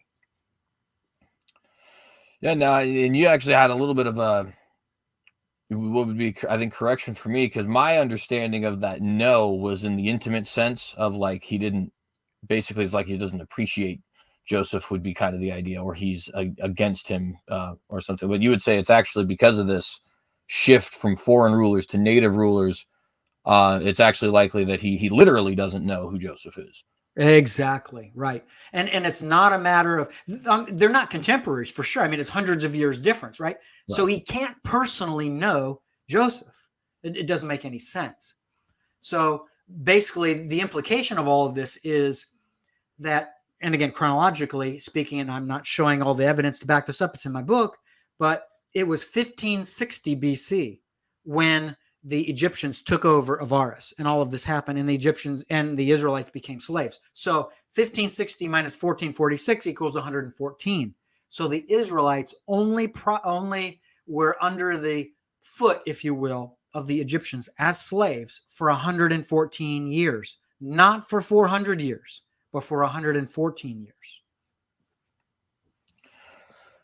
And one thing I do want to actually just briefly note here is that while you are recognizing a link between these Semitic Hyksos and Hebrews in the sense that they would be the ones around when Joseph is vizier, and that they would be linked by the Egyptians to each other. In other words, hey, what if these guys, they come from the same area, they might, ally against this kind of thing. But you're not actually saying, which I think a lot of people wrongfully do say, unfortunately, that the Hyksos are the Hebrews, which is important clarification there, because my understanding is that is a flaw originally made by Josephus, and that it's basically historically untenable. Very, very correct. And yes, Josephus is the one who turns heads on this one by equating the two, whereas they're two different people. But there's a sense in which I understand the mistake in one way, because they were living in the same sea. And in my book, my new book, Origins of the Hebrews, I go into the evidence for Israelites being there for this period beginning in 1876 BC and going all the way until the time of the Exodus in 1446 BC. And one of the forms of evidence I talk about is the four-room house, which anybody who studied the archaeology of the Israelites in the land of Canaan, they know that the signature architectural design for where Israelites lived, it's the four-room house. Well, guess what? You have a four-room house during the first occupational phase of the Asiatics in Egypt at Avaris in the 1800s BC. Literally, in the 1870s BC, you have a house that's built according to a four-room house plan, which is astonishing. And then in several of the subsequent occupational phases at Avaris, you also have four-room houses, both before the time that the Hyksos arrive and after the time that the Hyksos arrived. So what that shows me is that when the Hyksos came and arrived in 1668 BC approximately, and the Hebrews were already there, and they kind of became, co-inhabitants of Avaris, the Hyksos didn't kill them off, because we see 4-room houses after the Hyksos arrived. So it's not that they became one people ethnically, but they became co-inhabitants of the same city, and that's all it is. So then, in the next question that we'd want to ask is: so we have a entrance of Semites into the region, some potential evidence even for specific biblical figures, evidence of their enslavement. The next question that I think would be good to ask is: do we have it? Now, this is a very specific event in history, so it might be a little bit more difficult. But do we have evidence of that culling at the beginning of Exodus of the Hebrew boys, or is that something that has fleeted us thus far? It's funny because we actually, to answer this question, I'm going to pull out my book and take you to an inscription that's in it. What is it? Sinai 349. I usually remember most of the important numbers of these, but every once in a while, or is it? Yes, 349. I think it is. We have an inscription. Oh, and I forgot to mention this with your last question. One of the things that we have for evidence, the inscriptions that are in my book that date to the 18th dynasty, the lifetime of Moses. And remember, I told you, we only have Egyptian enslavement of the Israelites starting at the beginning of the 18th dynasty in 1560 BC. It goes on until 1446, until the Exodus happens and the Israelites are gone. All of the inscriptions that are in my book, among the 15, that date to the 18th dynasty, all of the ones that have a kind of mood in them, right? They're not just technical information and it's not just facts. They have a mood to them. They're all very pessimistic. The earlier inscriptions from the Middle Kingdom, Joseph's lifetime and a little bit after, they don't have that kind of pessimism. But the ones that come after, wow, they're just dripping with pessimism and pain. And here's an example, and this refers to the very question you ask about. One of these inscriptions, and it's called Sinai 349, and it's deciphered in my book. I'm going to read you the rendering of the text. And mind you, it's an important caveat. When I translated these inscriptions, CJ, I didn't read into them. I didn't create a translation that would fit my view well, right? My preconceived ideas. I said to myself, I'm going to operate with integrity here. I don't care what anyone accuses me of. Doesn't mean a thing to me. But in my own conscience, it's got to be clean, right? Because that's part of being a Christian. I've got to get rid of wrong wherever I can in my life. And so I said, I'm not going to translate this the way I want it to read. I'm not going to read something into it. Whatever it says, that's what's going to be what ends up in the book. And so this is just as it is. It's not my preferred translation. It's the only translation I could come up with that was plausible for the words that were there and the letters that were there. He, and it doesn't say who he was, but he sought occasion to cut away to barrenness our great number, right? And what does the Bible say? What happened to the Israelites when they were in Egypt after Joseph and up until Moses' day?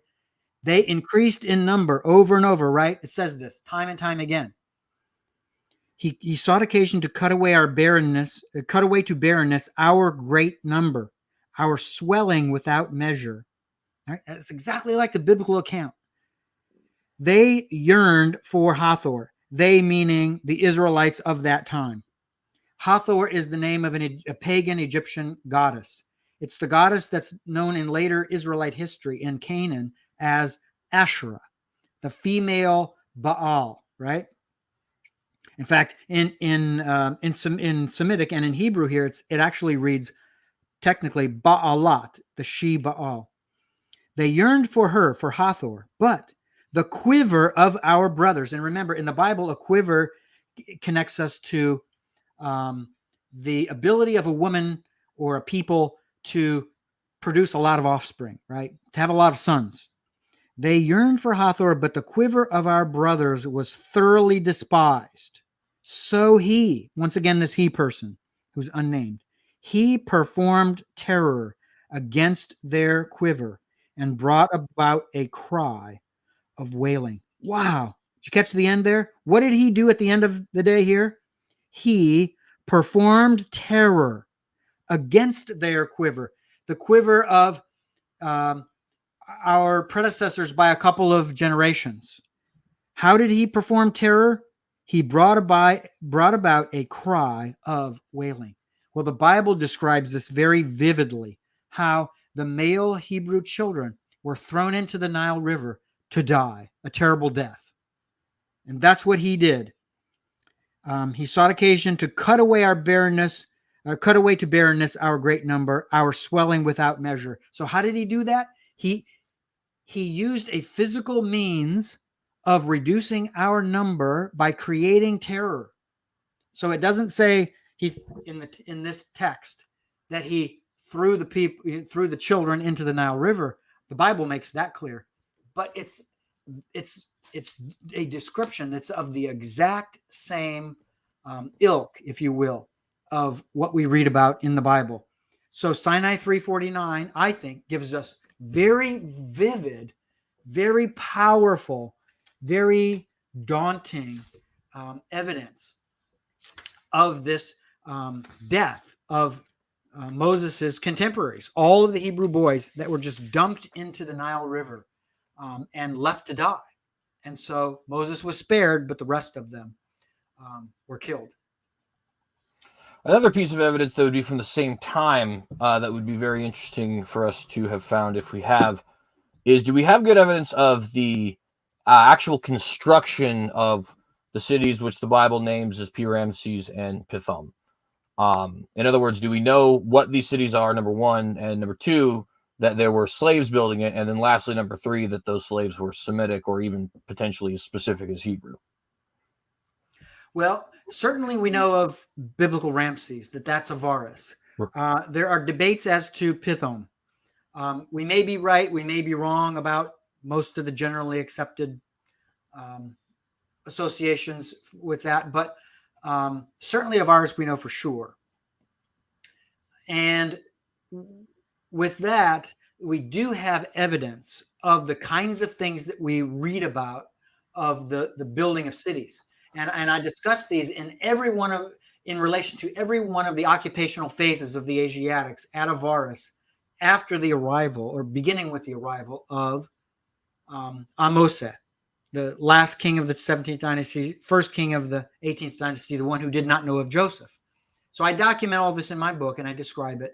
Yes, and we do have the kind of building activity that goes on at Avaris that makes perfect sense. And we also have some very strange burials of people with heads and limbs and so forth that are cut off. And they're almost all young men of the age of people who are kind of at their prime in life, right? You can get the most out of them. And these aren't Egyptians.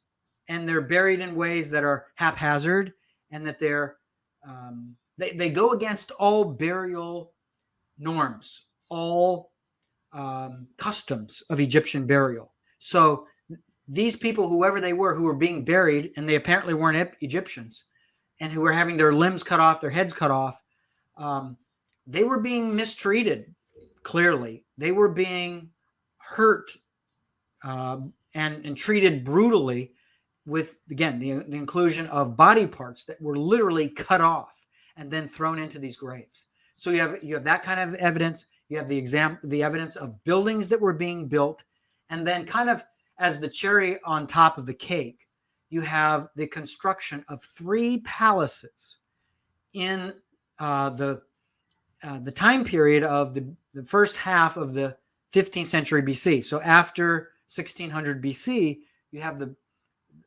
building of these incredible, elaborate palaces. 3, not just 1, but 3. This is probably during the lifetime of Moses. It takes place during the reign of Thutmose III and Hatshepsut, who was his stepmother and yet co-ruler and, decision maker because he was too young to make decisions when he first came onto the throne. She vacates the throne in his 22nd year. She disappears from the record. She's almost certainly, and I try to prove this in my book, she's almost certainly the princess who was born of the right king, which is Thutmose the First, who drew Moses out of the Nile River. So yeah, you have all kinds of evidence of these kinds of things that we read about in the text that go on at Pithom and Ramses. And then the last sort of small question before we get into another one of those big sort of phase questions. And I highly doubt anything like this would be available, but it's always fun to ask, especially when you're talking to somebody who's got expertise in the subject. Is there any evidence of, we'll make it less specific than Moses, non-Egyptians being adopted into the royal family at this time? It's interesting you mentioned that. I don't know if we fully know what to do with Senenmut, but I'll tell you about a guy named Senenmut. He is a foreigner. Ancient Egyptian texts suggest to us that he was homosexual, by the way, which is probably enough reason for me, and there's other reasons, but enough reasons why I wouldn't want to connect him with Moses. But some have tried to suggest maybe that he was Moses also. But during Hatshepsut's reign, before Moses was kicked out of Egypt, this foreigner became the high minister, if you will, of Hatshepsut, her advisor. And he actually watched over her daughter and was her main, kind of like her right-hand man. And his parents were buried in Egyptian tombs, and they were named, and some of their grave goods were discussed. But so that suggests to us that we have a foreigner who, even during the lifetime of Moses, was brought into the picture, brought into the mix, brought into the highest positions in Egypt, and given the role of this overseer, this advisor, this right-hand person of the very woman who was running all of Egypt, Hatshepsut. So clearly that suggests to us that foreigners had the potential to be very engaged. And again, during the very lifetime of Moses, foreigners had the potential to rise to extremely high places and be right there in the midst of things, giving counsel, overseeing construction, watching the very daughter of the princess, and so forth.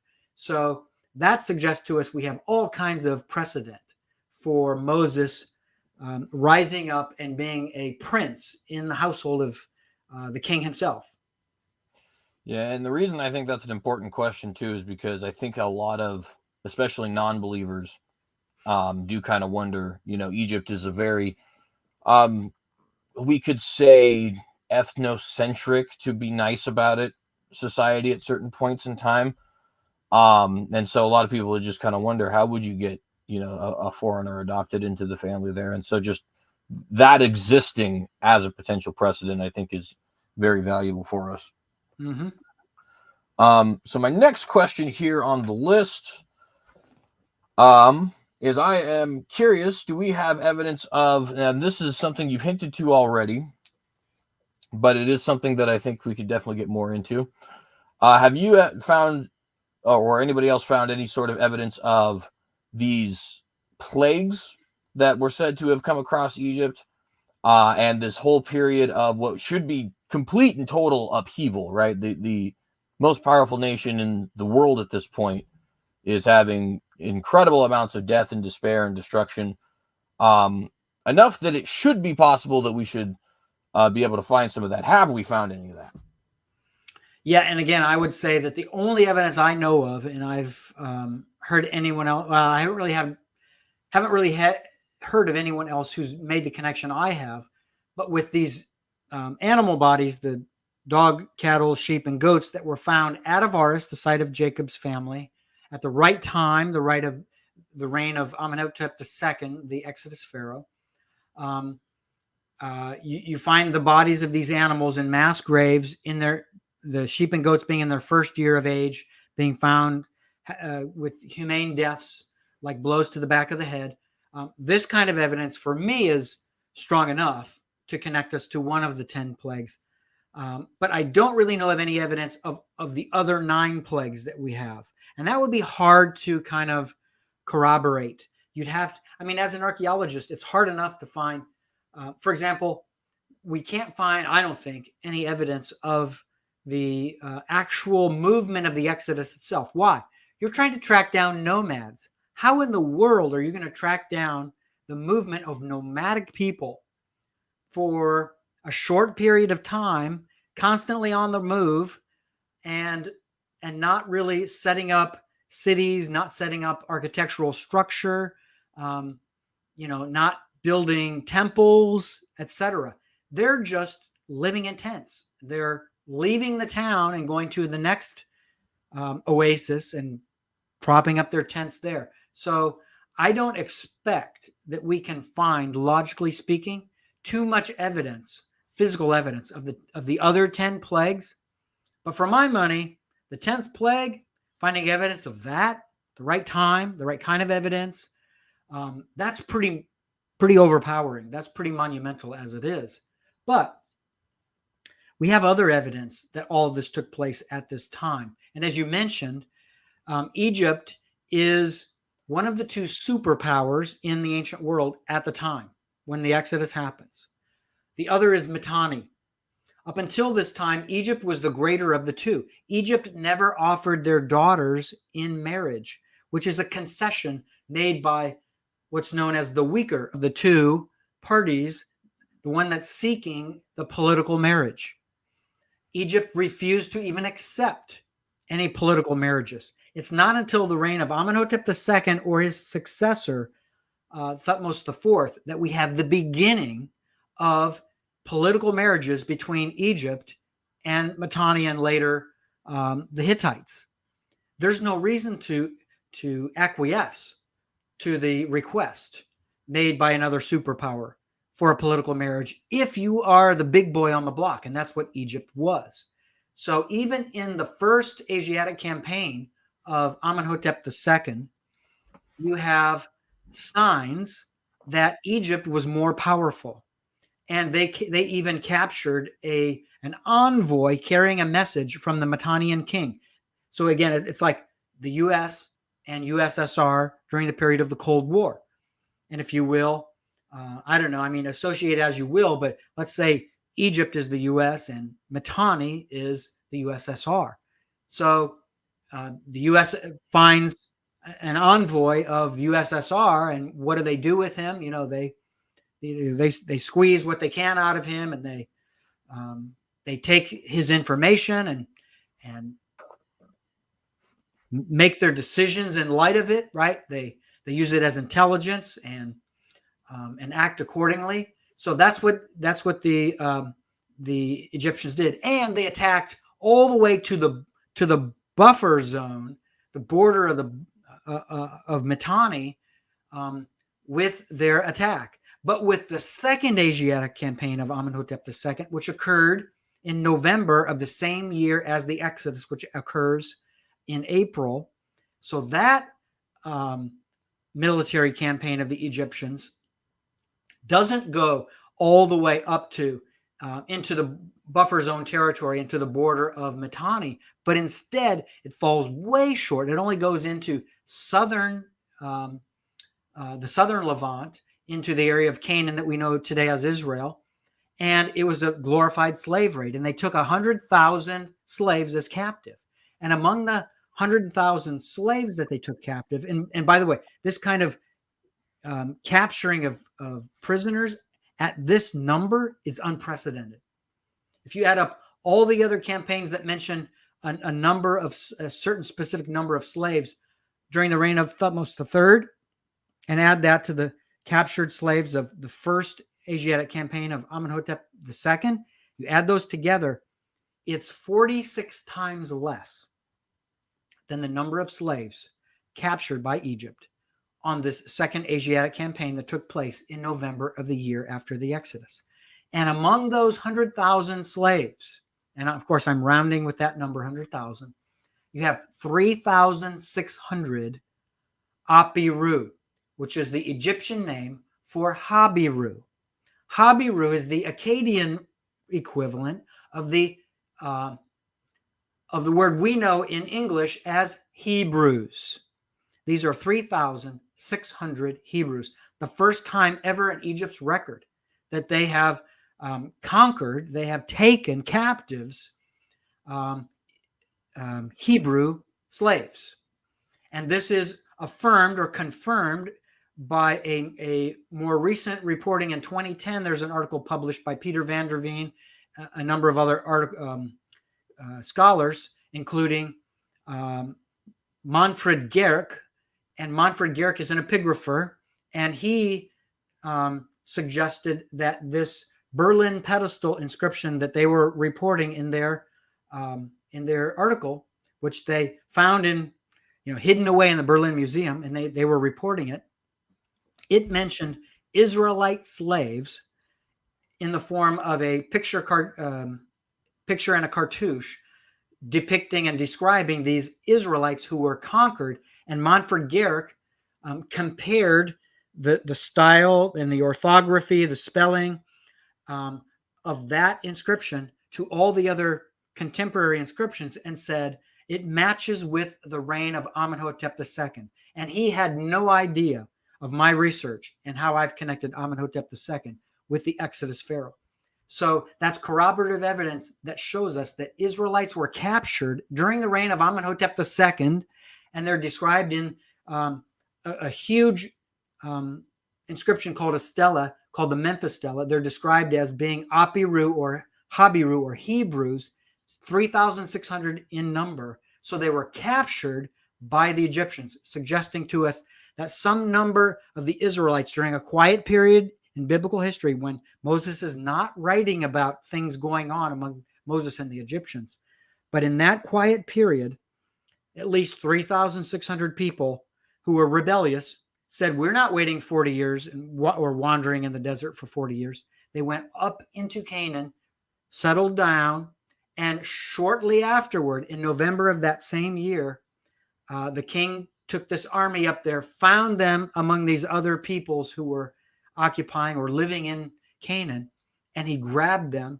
and he took them with him down into Egypt and forced them to serve as slaves again. So they got the very thing that they wanted, to be back in Egypt and to be a slave under Pharaoh. So that's some of the evidence that connects us to this time frame. It is a very interesting thing. I actually hadn't heard that before. I had heard about the Berlin pedestal, but not the military campaign there. So that's a very interesting tidbit there. Now, one thing we have the name here, Amenhotep. I think you said second, right? Yep. And he would be, if I'm remembering my chronology correctly, son of Thutmose III. That's right.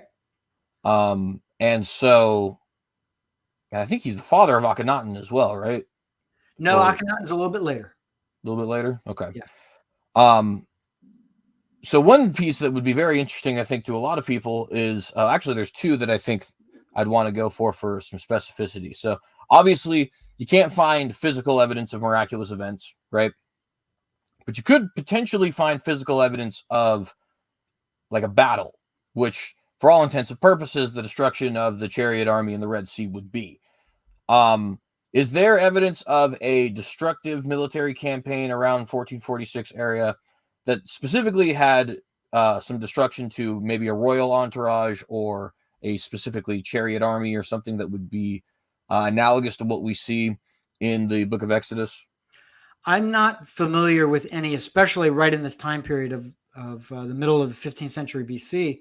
So I don't think there's anything that we can connect that event to.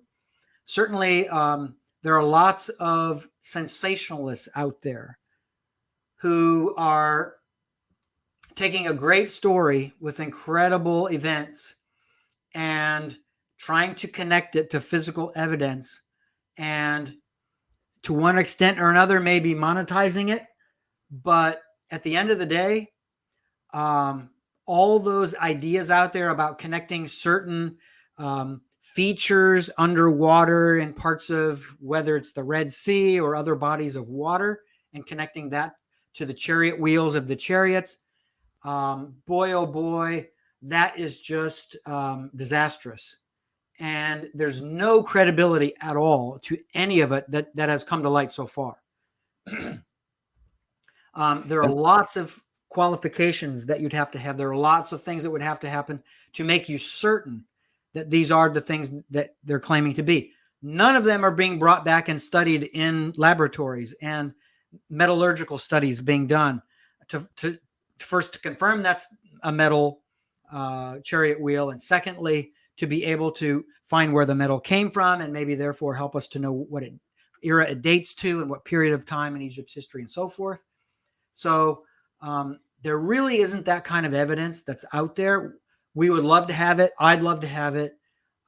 But be very weary of the sensationalists who are going to try to connect you to evidence and have no strong historical basis by which to make these connections. So just, word to the wise, be very careful with what you're seeing people try to connect out there. Most of it is absolutely erroneous, to put it politely. And then another thing that would be around that same time period is, do we have evidence that Amenhotep II's firstborn was killed? I know it's a relatively common thing for a pharaoh to have a firstborn to die. There's I think in the period of the 18th and 19th dynasty, I remember somebody saying there's 5 or 6 different pharaohs whose firstborn died. But is Amenhotep II one of them? Yeah. Amenhotep II is one of the kings whose firstborn son never made it to the throne. That's clear. That's cut and dry. I discussed this in my 2006 journal article that you can upload from my academia.edu webpage for free. I discuss it in a more updated form in my new book, Origins of the Hebrews. But clearly, Thutmose IV, who did succeed Amenhotep II to the throne, is not the eldest son of Amenhotep II. I go into a discussion in my book about who that person may have been, who that candidate may have been for the oldest son of Amenhotep II. And I would side with Donald Redford, a very staunchly anti-biblical history Egyptologist, who is convinced that Amenhotep II probably had a firstborn son who never, who died in his youth and never made it to the throne. And it's even possible that there was a son after that one who never made it to the throne. So it was an even later descendant or son of Amenhotep II who makes it to the throne in the form of Thutmose IV. All right, and we've been going so far for almost 2 hours, so we'll have a brief. Well, and if first off, let me ask: do you by chance have time to answer any audience questions? Sure. Awesome. So then, my last question, which is just a fun one: do you like the Prince of Egypt? I do. The Commandments, for that matter. I love both of them. I was raised that at Easter every year, the 10 Commandments would come on TV. And I made sure I watched every moment of that I was allowed to watch. If I didn't, if I wasn't put to bed, because it was keeping me up too late, I watched every minute I could. Every single time Moses would raise his arms in both films, 10 Commandments and later in Prince of Egypt. Every time he raises his arms and the sea parts, I start bawling in tears. It's too much for me. It's so powerful. It's so awe-inspiring, and it just drives me to my knees, because that is a great depiction of the power of God at work, to be able to suspend the laws of nature, to pull apart a sea for people to walk across on dry land so that he could protect them from an ensuing army that was there to kill them. It's so powerful that I can do nothing else but just cry. Yeah, and I also am more of a fan of the Prince of Egypt than the Ten Commandments. I think the Prince of Egypt is probably the most well-made biblical movie out there, which is interesting because it's an animated movie, right? Yep.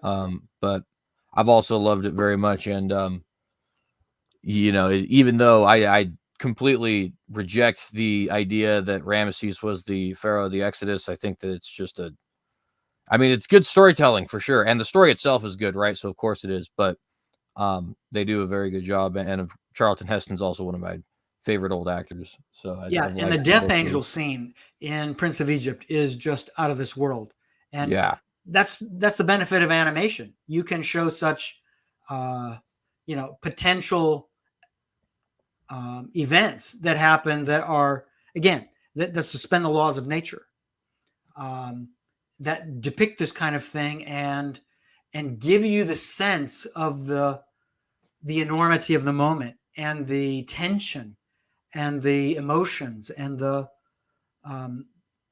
devastation to human life. I mean, it's extremely powerful. So yeah, I highly recommend the film, even though, as you say, they incorrectly give us the names because they've got the wrong century for the timing of the Exodus.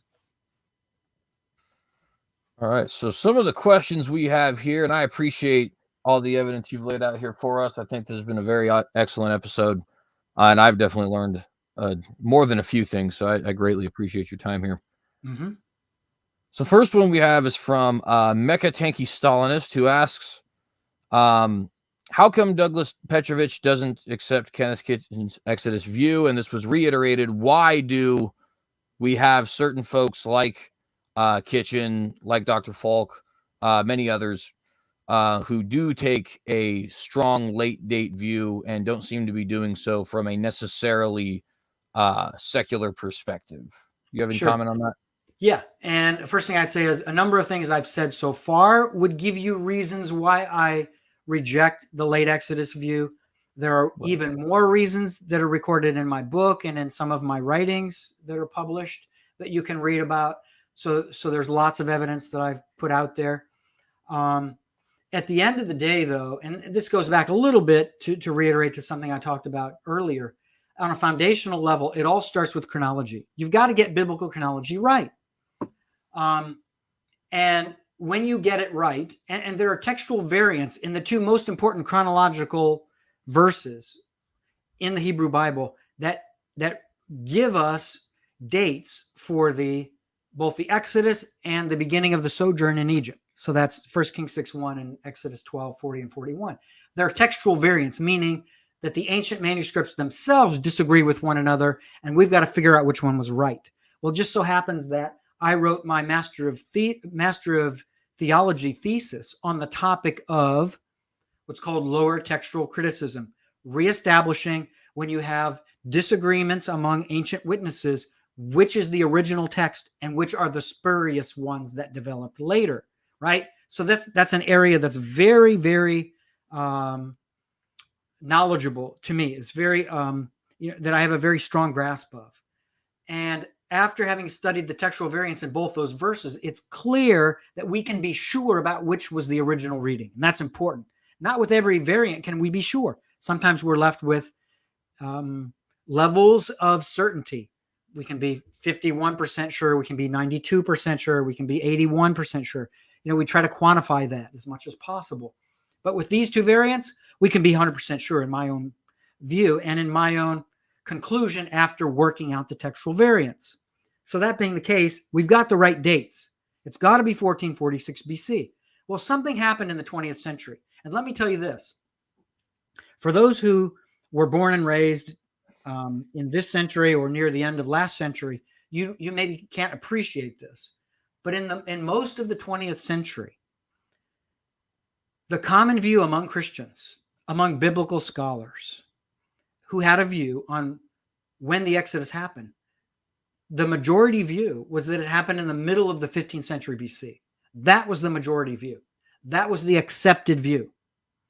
Then a scholar came along, not a biblical scholar, not an exegete of the Hebrew Bible, who is seminary trained and proven as a scholar with original Hebrew text. But an archaeologist came along. He was tall. He was had a deep voice. He was very charismatic. His name is William Albright, William Foxwell Albright. He came along and he looked at the evidence in Canaan and he said, wow, I can't find any evidence of Israelites in Egypt from 1400 to 1200 BC, which is the time when, if you're saying the conquest happened in 1406 to 1400, which is my view, then you'd expect evidence of Israelites in Egypt immediately after 1400 BC. He found no evidence of that, CJ, none. He did find a little bit, not much, but almost no evidence of Israelites toward the tail end of the period from 1200 to 1000 BC. Almost no evidence at all. Just a very minute amount. And he said, well, if there's zero evidence of Israelites in Egypt from 1400 to 1200, then as an archaeologist, I have to stand up and I have to look at biblical scholars and say, you are wrong. The Exodus didn't happen in the middle of the 15th century, like you've been telling us all this time, because we have no archaeological evidence to verify it. Which, at the end of the day, and this is one of those that makes you kind of pull out your hair as a biblical archaeologist who has a high view of the Bible, that's an argument from silence. We have no evidence today that Israelites lived in Egypt from 1400, lived in Canaan from 1400 to 1200 BC. Ergo, the Exodus could not have happened in that century. It had to happen later. Had to be the 13th century. And of course, in his day, he had the evidence of the Merneptah Stela, which used to be the oldest reference to Israelites in Egypt. It's now the third oldest. Of Israelites in Canaan. It's now the third oldest inscription attesting to Israelites before the period of the Israelite monarchy.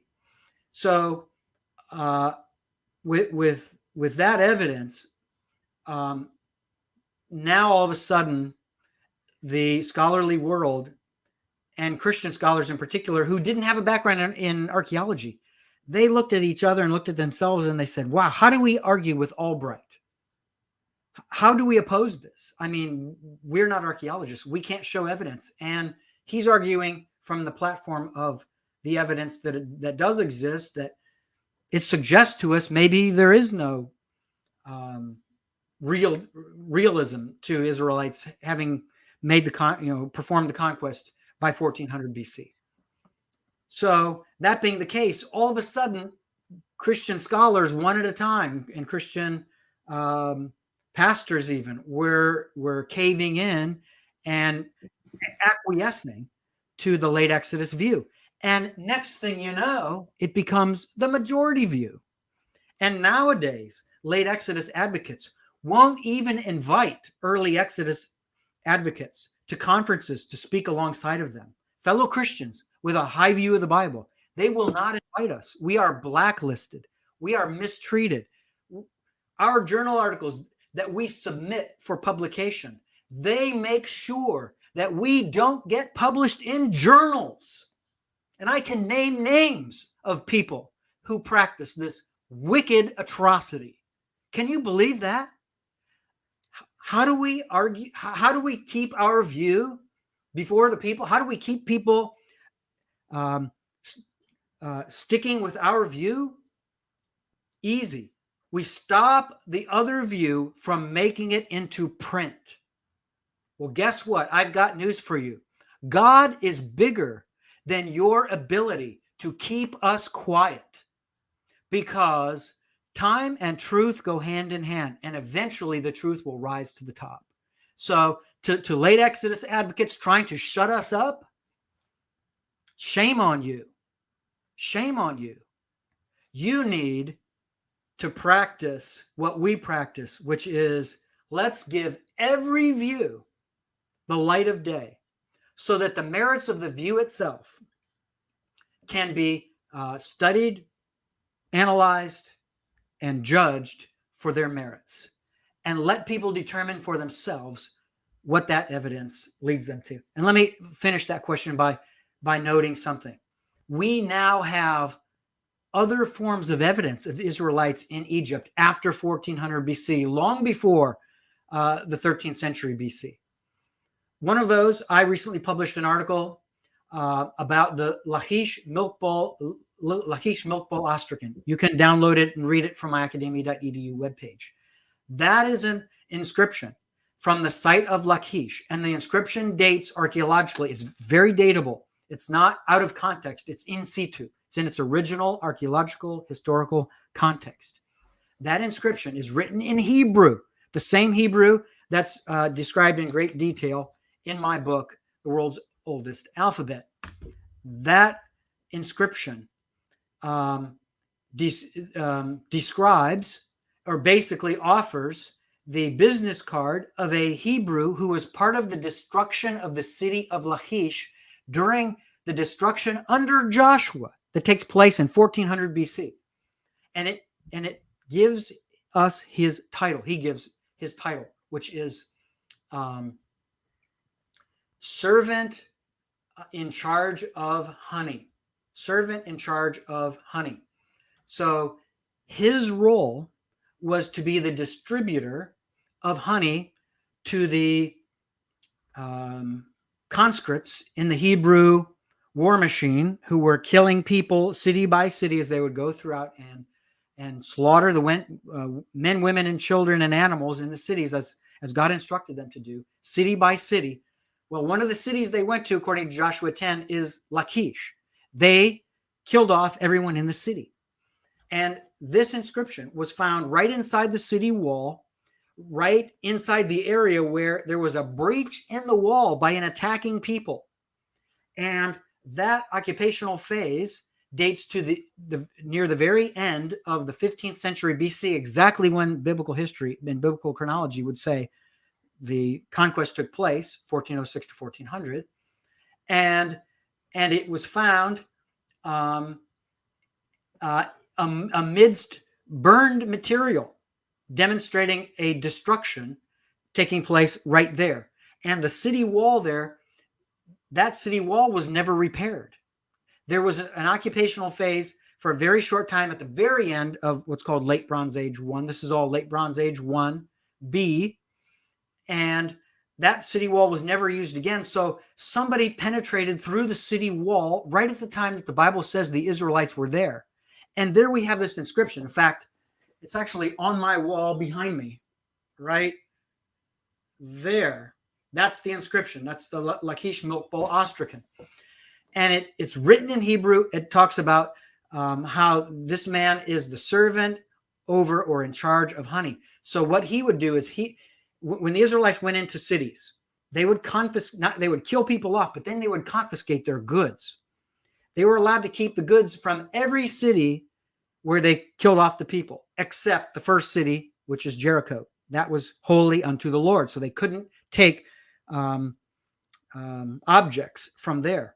But from the other sites, they could. So they took the gold, the silver, the utensils. They took the food, the grain, and other things. Well, evidently, among the things they took was honey, because one Hebrew guy was put in charge of collecting the honey from these sites that they conquered. And so anytime an Israelite wanted some sweet honey, right, to lick on, he'd go to this guy, the servant in charge of honey, and he would, ask for a ration. He'd ration him out a certain portion, and that guy would go his way with his honey.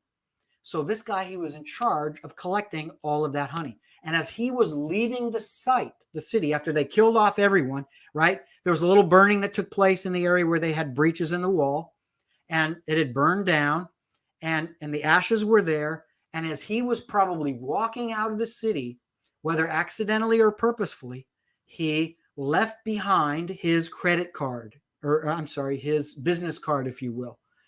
And that business card sat there until it was excavated just a couple years ago in 2018 and published in 2021. And I published my article in spring of 2022 to demonstrate how the excavators got a lot right about this specific inscription, but they didn't talk about its language. It's Hebrew, and it's dating to the very time of the conquest. So that's one of the newest forms of evidence that date to the very time of the conquest itself, between 1400 and 1406 BC, that tells us, that verifies for us, that Israelites did conquer Canaan at the very time the Bible says, if you're to have a high view of biblical chronology, interpret it literally, and trust that the details are correct as written by the original writers. Yeah, and I'd like to point something out with that too, which is that the scholar game is just that. It is a game. And now obviously I obviously am not completely against scholarship, otherwise I wouldn't have you on here, right? So what I mean by that is not that scholarship in and of itself is negative. I get accused of that very often. That's not my point. But my point is, when somebody like myself or Standing for Truth or someone like that comes up and says, hey, the Bible says early date, they'll say, well, you don't have any PhDs. And then we'll bring somebody like Dr. Petrovich on. It's like, okay, yeah, but he doesn't agree with what the consensus is. And it's like, well, you just keep shifting the goalpost as we continue to go on. And they'll say something like this wouldn't apply to you in particular, but yeah, that, he went to that college, but that college is, Liberty University or something like that. We don't accept that college or something like that. You know what I mean?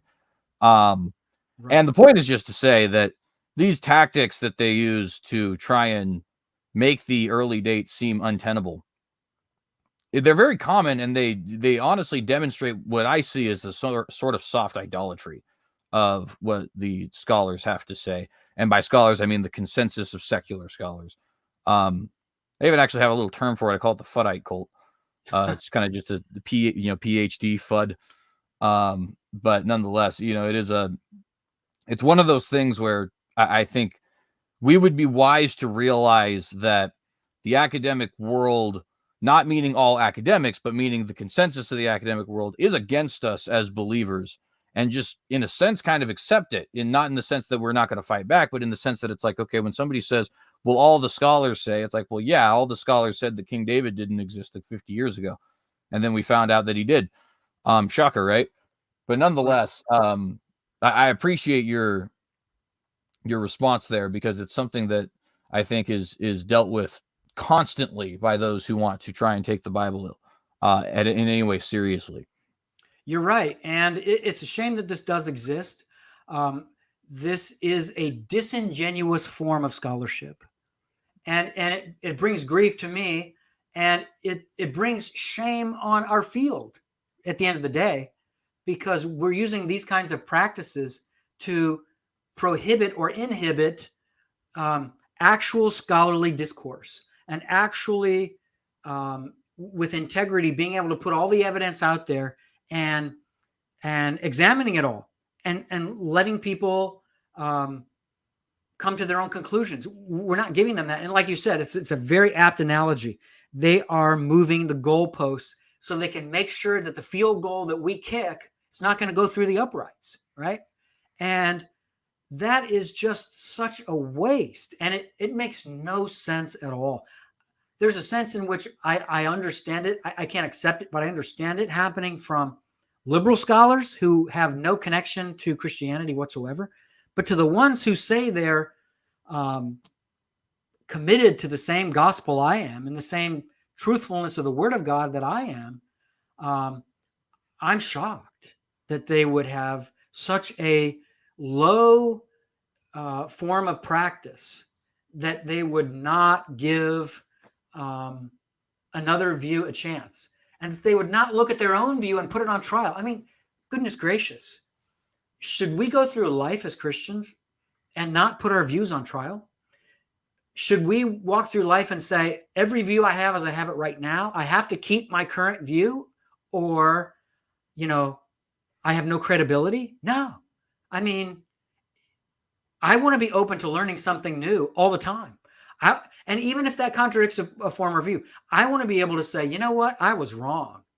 I can't believe I had this view back in year blankety blank, but boy, was I wrong. And here's the right view, and here's why. We've got to have scholarly integrity that says, you know what? I was wrong, and I was badly wrong. But that's okay, because it's all about not always being right. It's about always being open to being convinced that what we can learn can lead us to what is right. And I think we should be like, Paul's New Testament metaphor, where, at judgment, all our deeds will be subject to fire, right?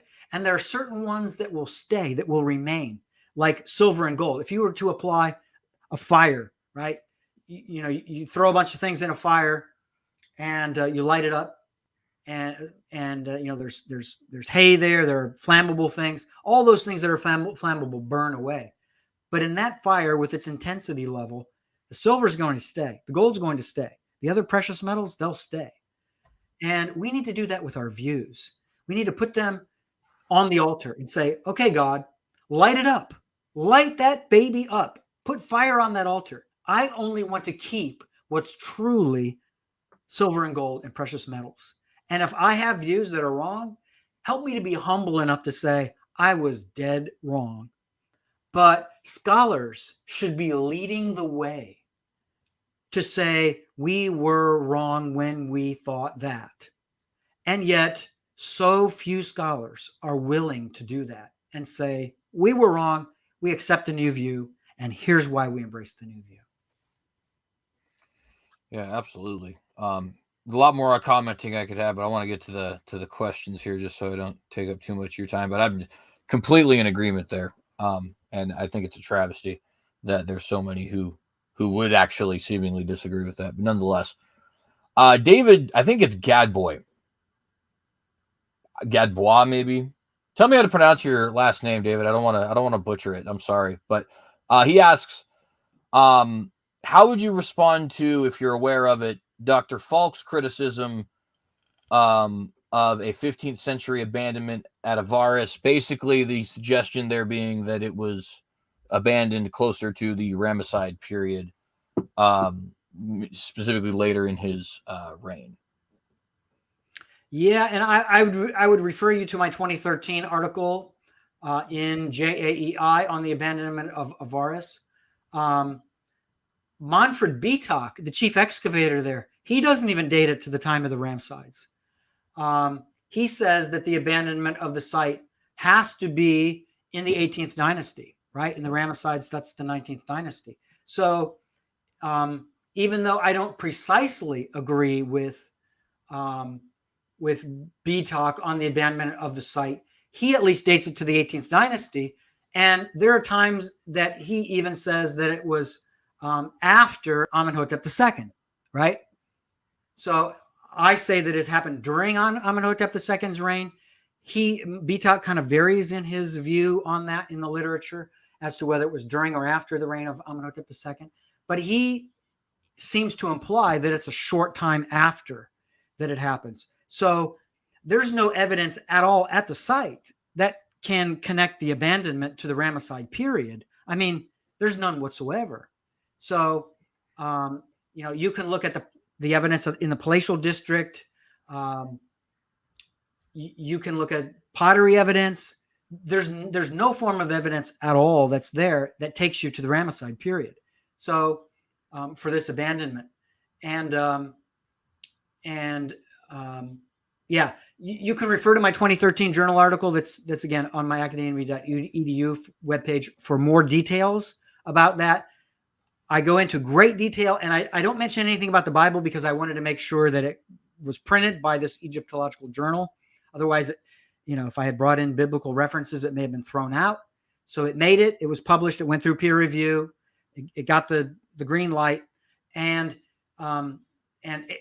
Journal of Ancient Egyptian Interconnection Journal, the editor of the journal, he went to Bietak and said, here's what Petrovich is suggesting, that the site was abandoned, and the evidence shows that it was during the reign of Amenhotep II.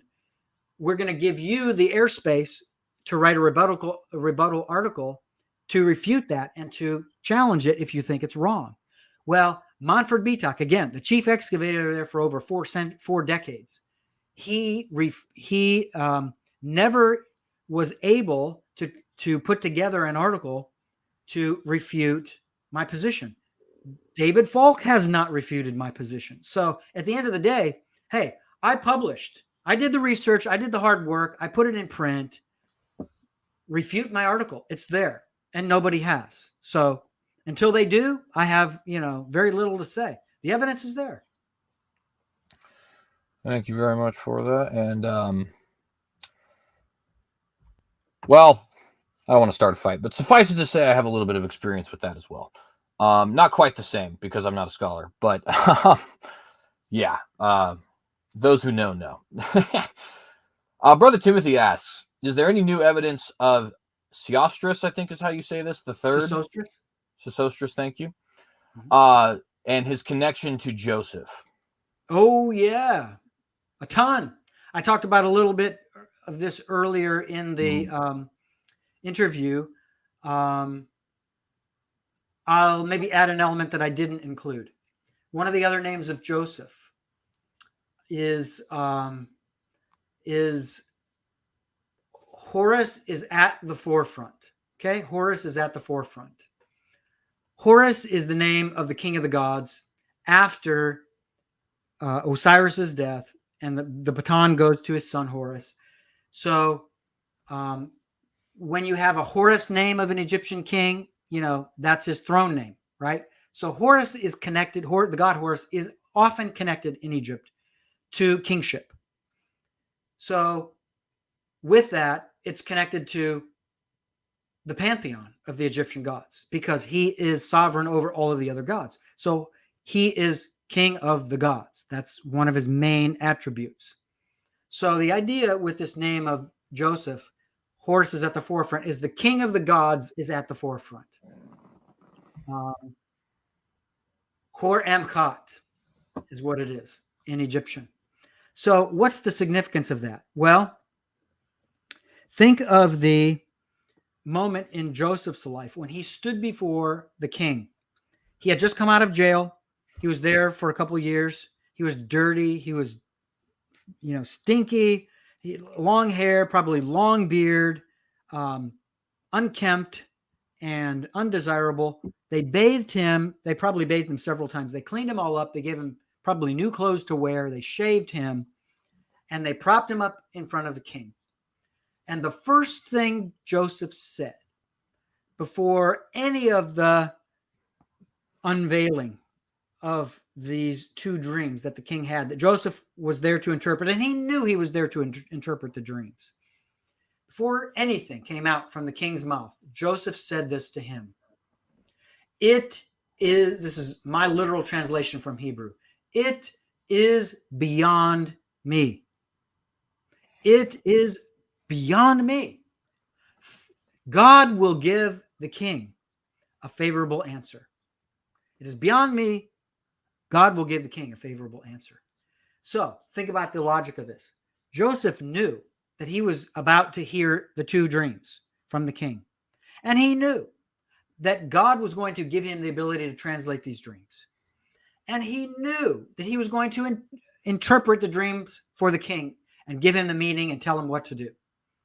But Joseph refused to take any credit for himself before he even heard the dream, before he even was patted on the back, before he even was elevated to the position to which he'd be elevated, before he was honored throughout all of Egypt.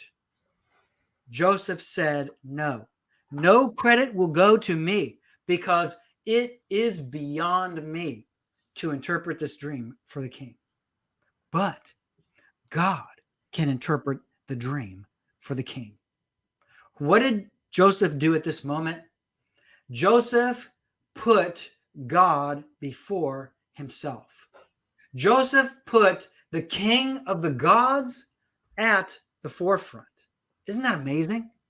He put the king of the gods at the forefront. I will take no credit for this interpretation, right? And the challenge to me is, when I brought all these findings to the world, and there was a Fox News article. It was put on all kinds of different news things, right? All of that. You know what? I refused to take credit. You know why? I had to be like Joseph. It is beyond me to be the first one in history to be able to decipher 15 inscriptions of the first or original alphabetic script and present them for the world to see? It's beyond me. God gave me the ability to decipher and to translate and to publish these inscriptions. Why? To make his name great on earth, to bring back the historical reality to the most important story in Israel's history, right? For the Jewish people, what is it? What's their most important moment? The Exodus from Egypt. What did my work do? It affirmed the historicity of that event, blew its doors open, destroyed all the argumentation against it, destroyed it. But I get no credit. Why? Because it's not in me. It's beyond me. It's God who gave me the ability. So what am I going to do?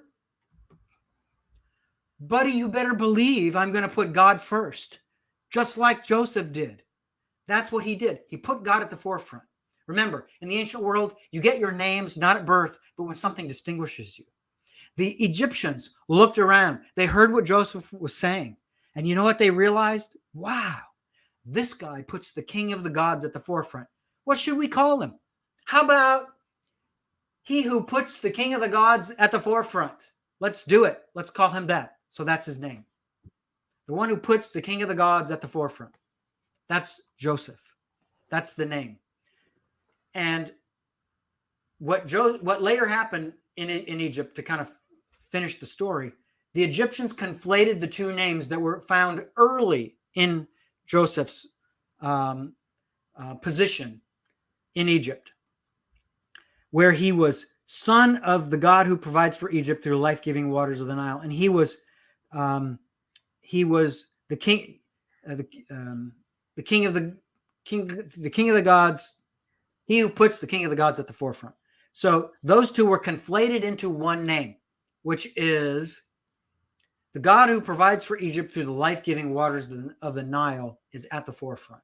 That was his final name in life. He was buried with that name in a tomb in Dashur. He wasn't buried in Avaris. He was buried in Dashur. David Roll is wrong about this. He was buried in Dashur. Study my book. He was buried in Dashur. His name, Sobek Em Chat. One of the titles he was given, it's a hapax legomenon. That's a Greek term for once written. It means in all of the ancient literature, in this case, all of the Egyptian ancient literature, only one person has this title. It's only found one time in all the literature, and it's here. It's the title Cheritatem, which is controller of the entire land. Think about that one for a minute. Let that one blow your socks. Controller of the entire land for Sobek Em Chat. It's right there on his Chetet Dinesu funerary inscription. This is Joseph, controller of the entire land. If you open your Bible to Genesis 41:41, what does it say that's true of Joseph? He would be elevated over all of Egypt. Only under the king would he be placed, under no one else.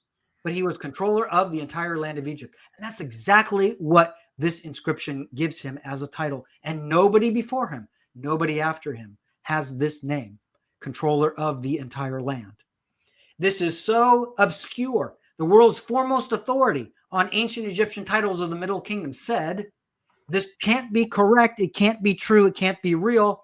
Let's practice what's called textual emendation, i.e., let's change the meaning of the title so it means something else, so it reads something else.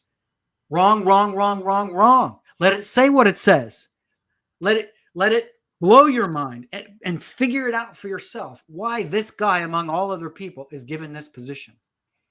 And I'll finish by saying that tomb was a part, that inscription is connected to, wasn't found in, but it's connected to a tomb that's known as a mastaba. That's one of the three vizierial mastabas of guess who? Sesostris III, the famine pharaoh. Joseph was buried near the pyramid of the famine pharaoh, Sesostris III, in the first of three vizierial mastabas, and this is the one attributed to Sobek Em Chat. The king of the gods. No, the God who provides for Egypt through the life-giving waters of the Nile is at the forefront. The very conflation of Sa-Sobek and Sobek and Hor-Emchat, the two earlier names for him that were conflated into this one, and that's the name under which Joseph was buried. Yeah, thank you very much for that. Also, that is a very in-depth, I think, answer too, which is something that I know for a fact the audience is appreciating, but anybody else who's going to watch this later on, I think will greatly appreciate that as well, because so many things can be answered at a sort of a cursory glance. And, I'd point out too, the more in-depth you go, the more you're leaving yourself kind of vulnerable, right? Because you're saying more stuff, which means you can get more stuff wrong. And so if you're not wrong, it's almost like a greater foundation or building up, I think, of the arguments being presented. In other words, detail is key. Yeah. And you're right. It's taking a risk. But here's the thing. If you put in the hard yards and you do the thousands and thousands of hours of research and you fall into one gold mine after another, and it all fits with biblical chronology, biblical history, Egyptian chronology, and it all works together, then guess what? It becomes an extremely potent piece of argumentation and an extremely powerful position to hold. And at the end of the day, if I've got it all right, which, there are a few things, here and there, very minor issues that I've got wrong, but very little. At the end of the day, if you get virtually all of it right, it shows you have put in the hard work. You have proven that what you're presenting is not only plausible, but it's probably correct.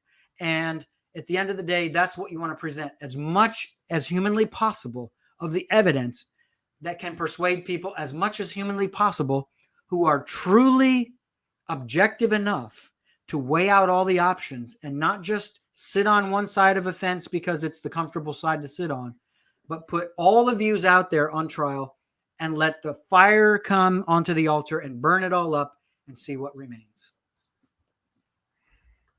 And that is 100% true. And it's that detail. People say context is king. Context is king, but detail is key.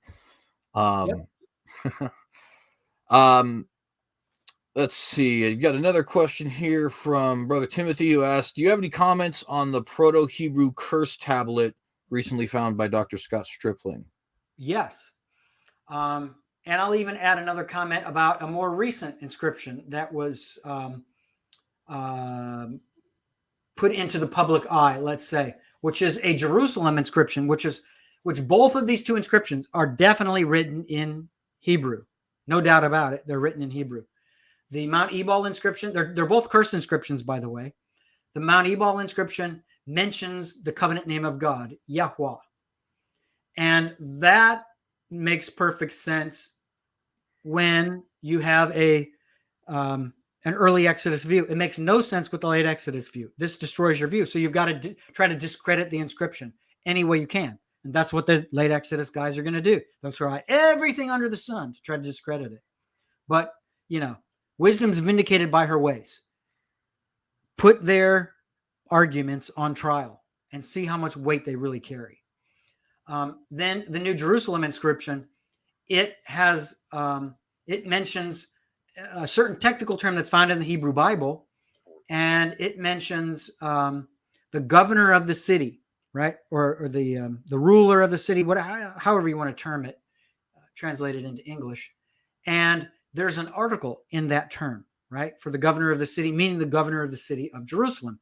And essentially, it was a curse being put out against him. And it's the same thing with the Mount Ebal inscription. It's the Israelites proclaiming a curse upon the Canaanites. Just like with the new Hebrew Jerusalem inscription, it's the Israelites proclaiming a curse upon the governor or ruler of the city of Jerusalem, probably sometime during the period of the Judges. Possibly soon after the conquest itself, but probably a little bit later. But what's fulfilling for me, and I mentioned with the Mount Ebal inscription, what most fulfilling part is the mention of the covenant name of God, suggesting that then has to be Hebrew, which reinforces the validity of everything in my book, especially the thesis that this is Hebrew. And then with the new inscription, the Jerusalem inscription, it has the use of an article, the word the simple word the.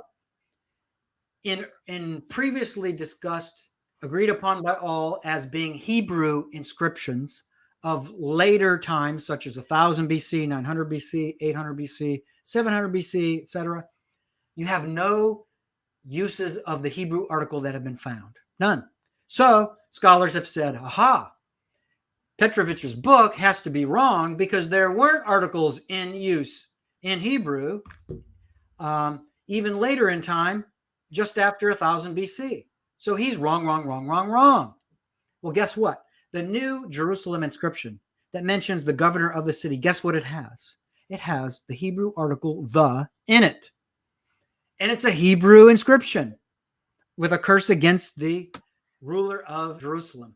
So that validates in my book where I document, I forget how many, 6, 7, 8, whatever the number is, 9, 10, whatever articles, Hebrew articles in these inscriptions, which, I mean, for me, it was like, wow, I can't believe there are articles. And they're so early in Egypt's history. Well, here's the thing. Again, you've got to let the evidence guide you.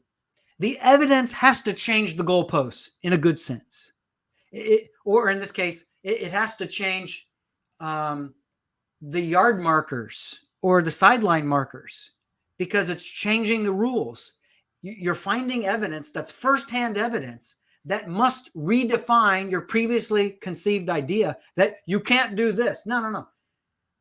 Let's put it on trial. Let's see what new evidence says. And if the new evidence overturns it, then we have to say, okay, we were wrong. Number one. Number two, here's what's right. There are articles that go back to the 2nd millennium BC. Hebrew articles, the word the.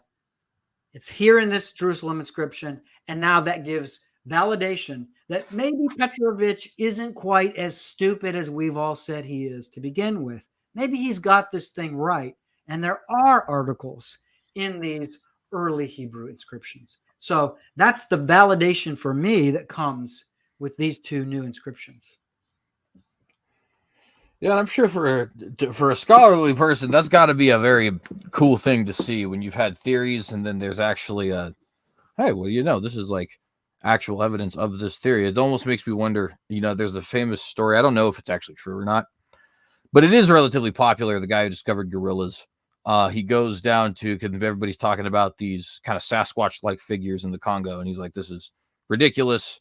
Or not he, but everybody else is like, this is ridiculous. There's no, you know, ape men living in the trees in the Congo. And so he's like, no, I think there is actually ape men living in the trees in the Congo. And he goes down and he thinks he's being attacked by a bear, and he shoots the bear, and it turns out to be a gorilla. And he comes back and kind of just like, ha, ha, ha, ha, ha, to everybody. And I don't know if that's actually true because I've never fact checked it, but I know it's relatively popular, and it's just got to be like that feeling of like, you know, I've been doing a lot of research into this, and all of y'all are, you know, kind of being very, what's the word there? Obtuse, be a nice way of putting it. And now there's just no reason for the obtuse reason. So I just think that it's a very cool thing to see that kind of come to fruition. It is when you're dismissed so long and your work is denounced for silly reasons that you know it's because they haven't researched it like you have, and they're not open to possibilities that you are. It's extremely satisfying, because again, at the end of the day, time and truth go hand in hand. And if there's truthfulness in my research and in my books and in my writings, then time is going to validate it as true. And this is the kind of evidence now that's come out that does that very thing. It validates it as true, and it essentially quiets my critics to some extent.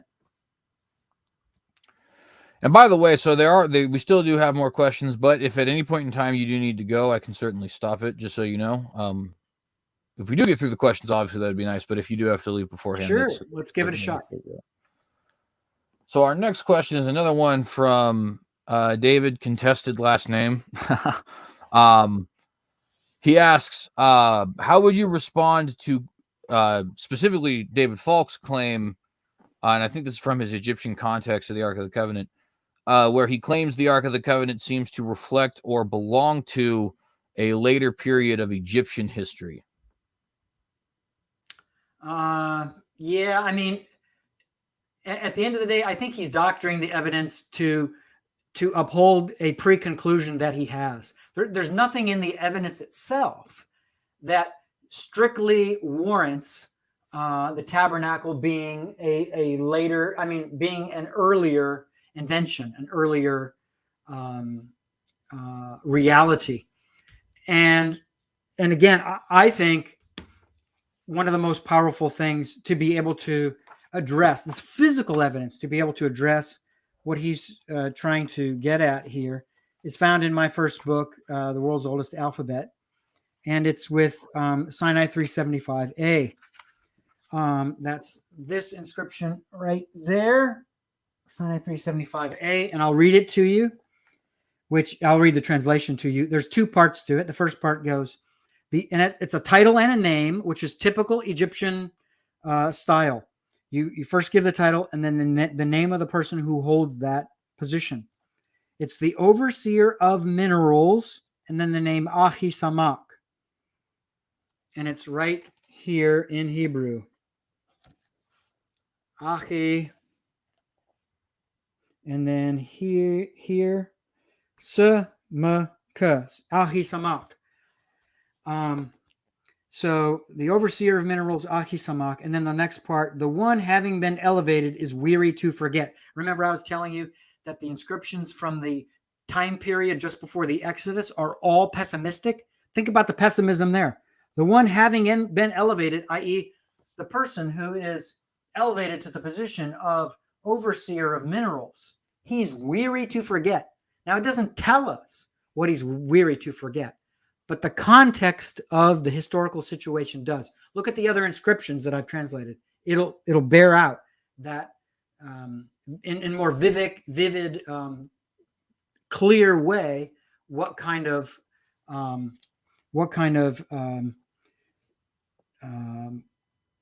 difficulties were being faced by them at the time. The one having been elevated is weary to forget. He was weary to forget all of the terrible affliction brought upon him and his Israelite companions at the hands of the Egyptians, in some case leading to their own death and certainly torture.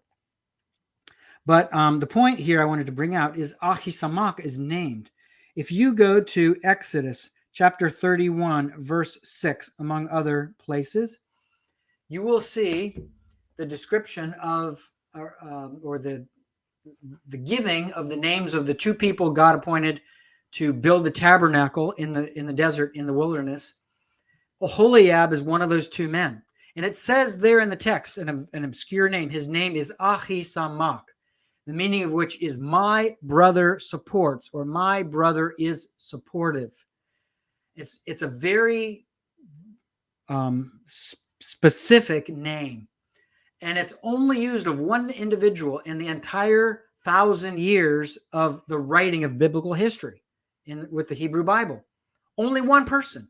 And it's the father of the guy who is instructed to piece together the tabernacle in the desert.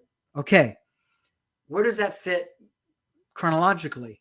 Well, according to the Bible, it would be, so Moses' lifetime, right before the time they go into the wilderness, is the time period where Ahisamak is, doing his thing in Egypt before the Exodus. Clearly, from biblical chronology, biblical history, that's what we would come to believe. Well, this inscription dates to the early to middle part of the 15th century BC.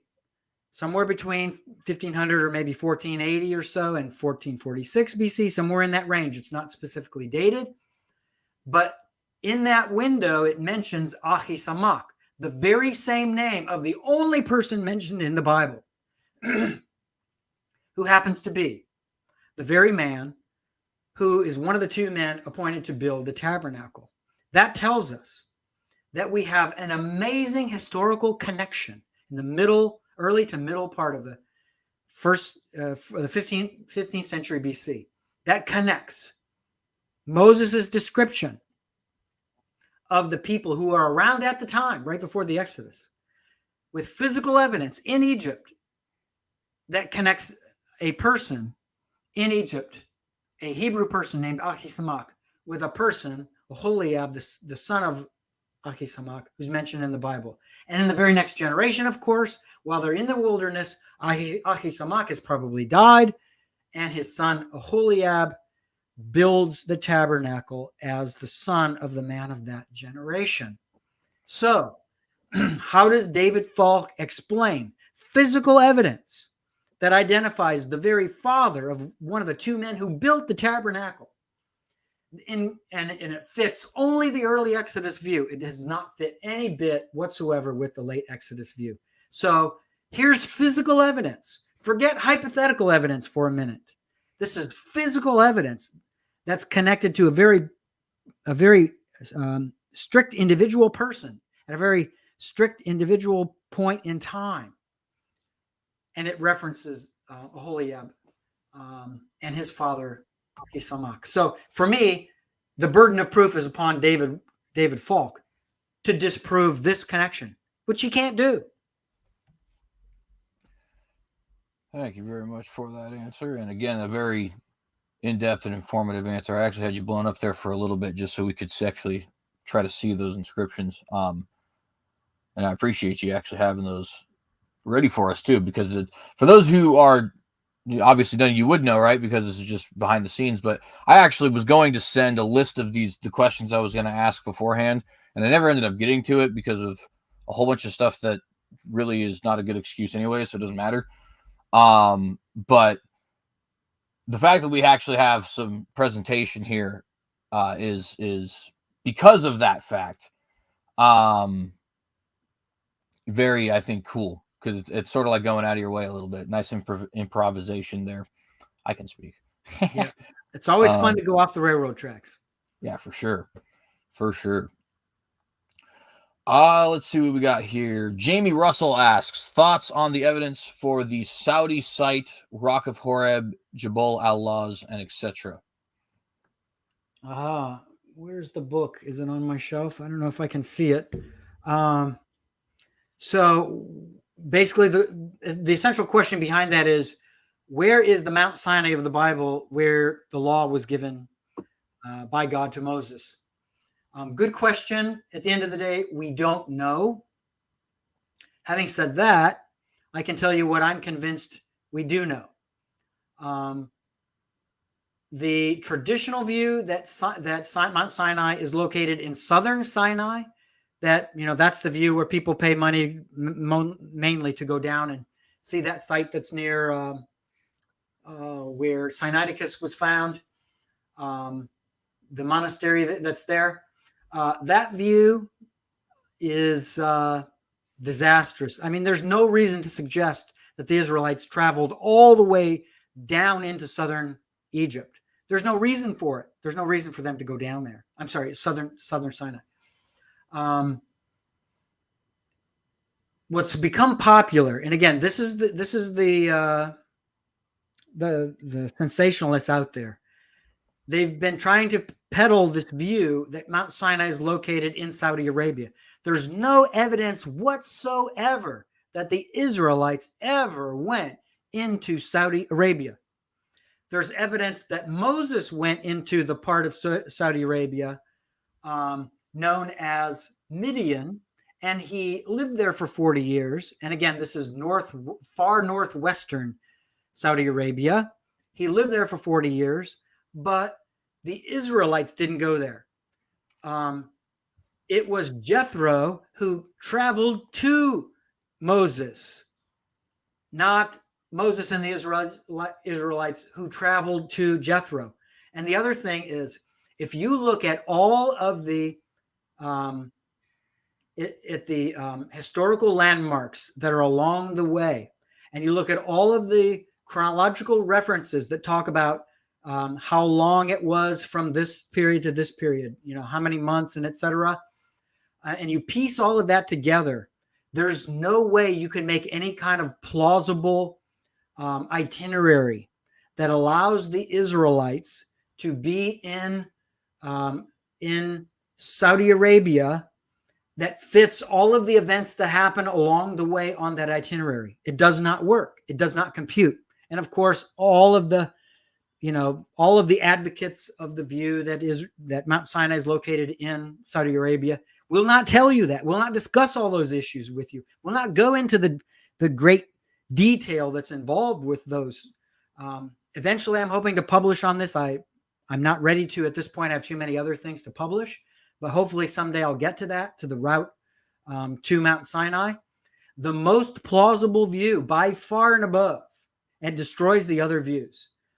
This is the view of Bryant Wood and others, is that Mount Sinai is located on the Trans-Sinai Highway. Wherever it is, Mount Sinai is located on the Trans-Sinai Highway. In other words, the road that takes you from Egypt via Avaris, it takes you eastward, almost, not exactly, but almost due eastward, all the way into northernmost Midian, right? Along that highway, the northern Trans-Sinai Highway, there are options there that would fit the detail that's found in the Pentateuch. And there is a specific site along the way that I would suggest probably is the right one. I won't get into that. I won't mention that site, won't get into it now, but that's probably the right place for Midian. All of the people trying to tell you we need to go into Saudi Arabia, folks, you need to burn that stuff in a bonfire. Somebody came to me several years ago at a conference where I was speaking and said, I've got a binder full of hundreds of pictures of inscriptions that I think, being that your book's out and you're the foremost authority on the world's oldest alphabetic script, that is Hebrew. I've got a binder full of pictures of inscriptions that were photographed in Sinai that have to be, and people are telling us are Hebrew inscriptions. And this connects the Israelites and the post Egyptian Exodus. It's connecting it all to Saudi Arabia.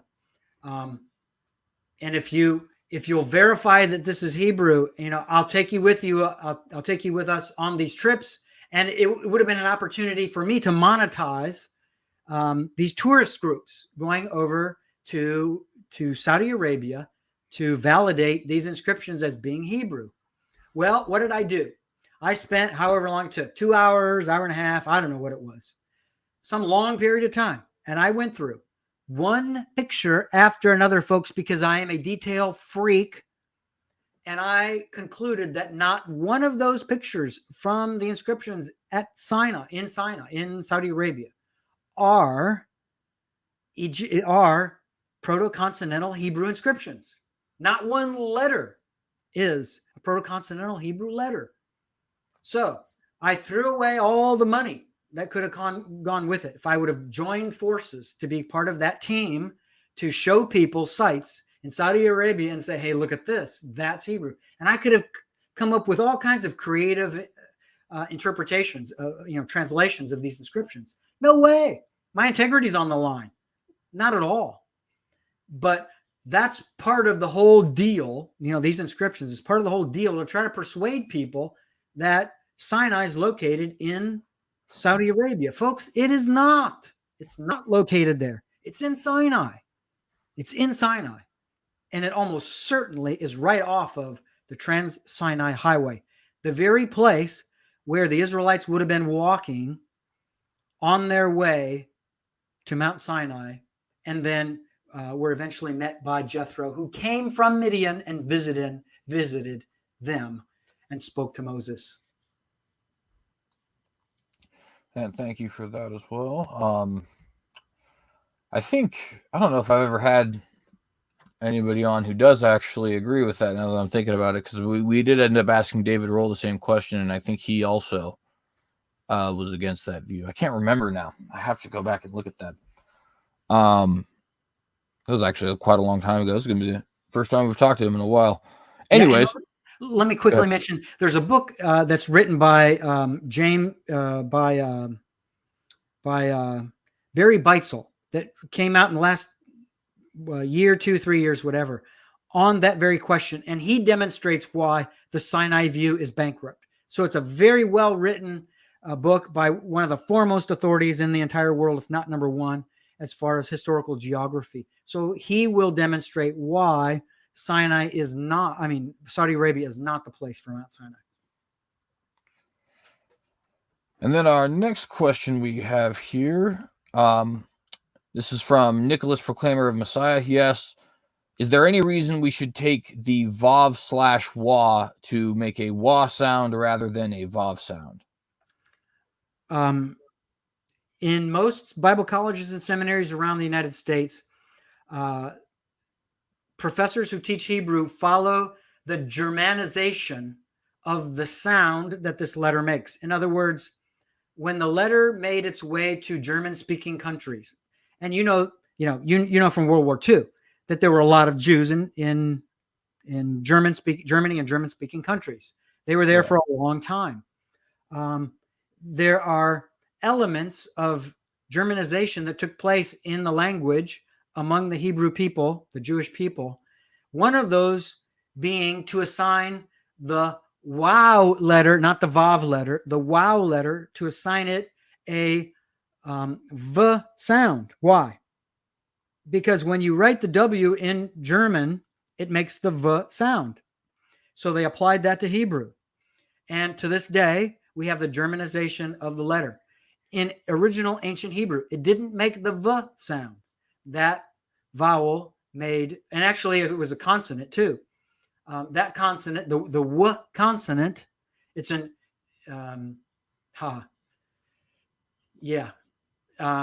w consonant made the w sound. So technically speaking, if you want to do it right, you'd pronounce it wow rather than vav. And so the one thing I was curious myself on that is the pronunciation you use for the tetragrammaton. That would be essentially the Jehovah one, right? Only accounting for this being wa sound rather than vav sound. Is that accurate? Yeah. So with that, only the original consonants were handed down to us from Moses. The text contained no vowels.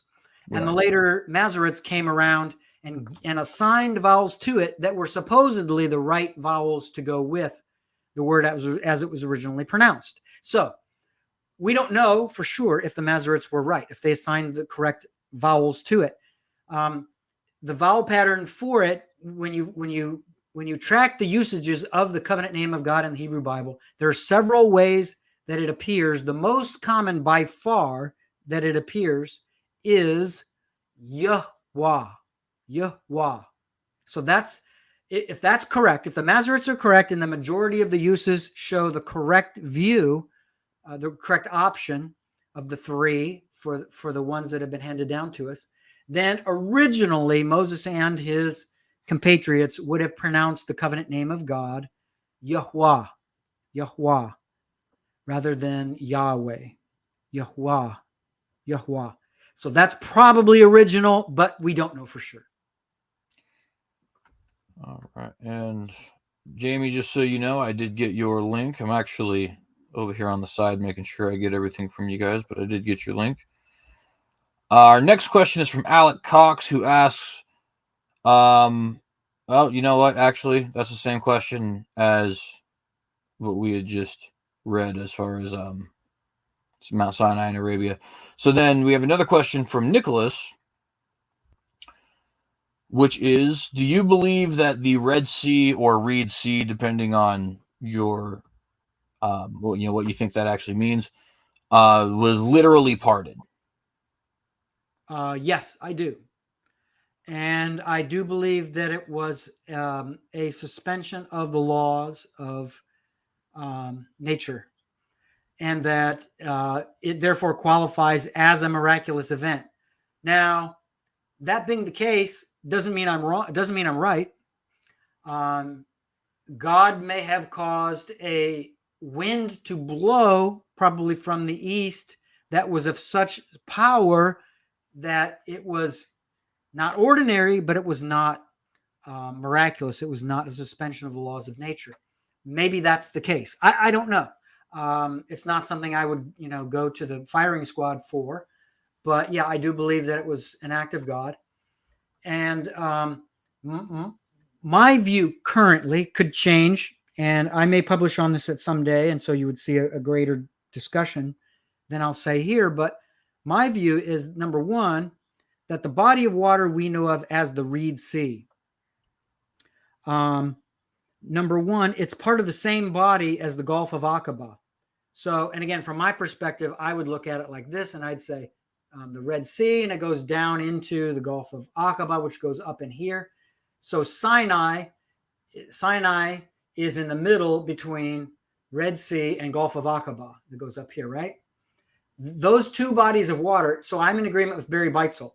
Those two bodies of water are both called Yam Suf, Sea of Reeds. Literally, it's Sea of Reeds. Whether you want to call it this Red Sea or not, you can. But Beitzel and I think, together, and many of others of those out there with us would argue that the Red Sea is part of the Sea of Reeds mentioned in the Bible, the Yam Suf, but it's not the only part of it. There's the other part of it to the east, on the other side of Mount Sinai. Okay, so it's all it's all Yam Suf. Don't think that the ancients were stupid enough not to know that those two bodies of water were connected. They were smart enough to know that they were connected. So it's one body of water.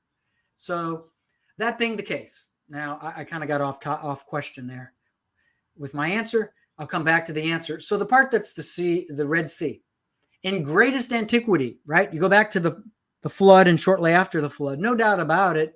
Can I 100% prove this? Maybe not, but I think I can prove it to a point. The body of water we know of as the Red Sea would have connected to the Mediterranean Sea. And over time, as the land rose and, well, if you will, the water receded more and went back into the underground caverns of the earth, right? The underground aquifers, and the land started to appear, then the high points in the land that were underwater started to appear, and the water receded down, the Red Sea. And so gradually over time, you have this recession of what we know of as the Red Sea, which is part of the overall Gulf of Aqaba. And probably in Moses' day, that receding was not as far, is not as far as it is in our day. So in our day, it's receded much further. In Moses' day, it would have been much more to the northwest or northwest, depending on how you want to describe that. So possibly, the place at which the Israelites crossed the Sea of Reeds is an area that's completely grown over, if you will, with sedimentation. In other words, you can walk on dry land right over top of the area where Moses and the crew walked on dry land to cross the Sea of Reeds. That's very plausible, extremely plausible. We don't have to connect it with a body of water today that exists as a body of water. All we have to do is connect it to the ancient Sea of Reeds. And that Sea of Reeds includes the Gulf of Aqaba and what we know of as the Red Sea. And again, the crossing based on all of the time periods from getting place to place on the itinerary, that crossing has to be crossing the body of water, right? So the debacle for the Egyptian army has to be the part of the Gulf of Aqaba we know of as the Red Sea, and can't be the part we know of that's on the eastern side of Sinai that connects to Saudi Arabia. So that crossing had to be part of that body of water, whether that's part of the body of water that's underwater today or was underwater during the time of Moses, but not underwater today. And we would see it as dry land today. So the whole venture to try to find where the Israelites crossed the Sea of Reeds, where the debacle took place, where the army died, it may be utterly and purely futility because it's all underground today as we would see it. Yeah, and it turns out, misinterpreted the question, but you ended up answering what the question was supposed to be anyways. So I appreciate that. I guess it was actually, I was wondering, or excuse me, I was reading it as whether it was a literal parting. I guess he was asking more specifically about whether it was the Red Sea or that Reed Sea area in the Gulf of Aqaba, but obviously we had both answered there, so I appreciate that a lot. My we have pleasure. One last one, and it's actually... That's my pleasure, CJ, to try to, that's my task, to try to anticipate what you really mean every time. Absolutely. And excuse me. Our last point that we have here, so this is actually going to be in the form of a photo. I was sent a photo by one of the members of the audience that he would like to see a comment on, if that's okay. Yeah. And if you'd like it to make it fully blown up for your viewers and me, that's fine too. Absolutely. So let's go ahead and grab that and put it here.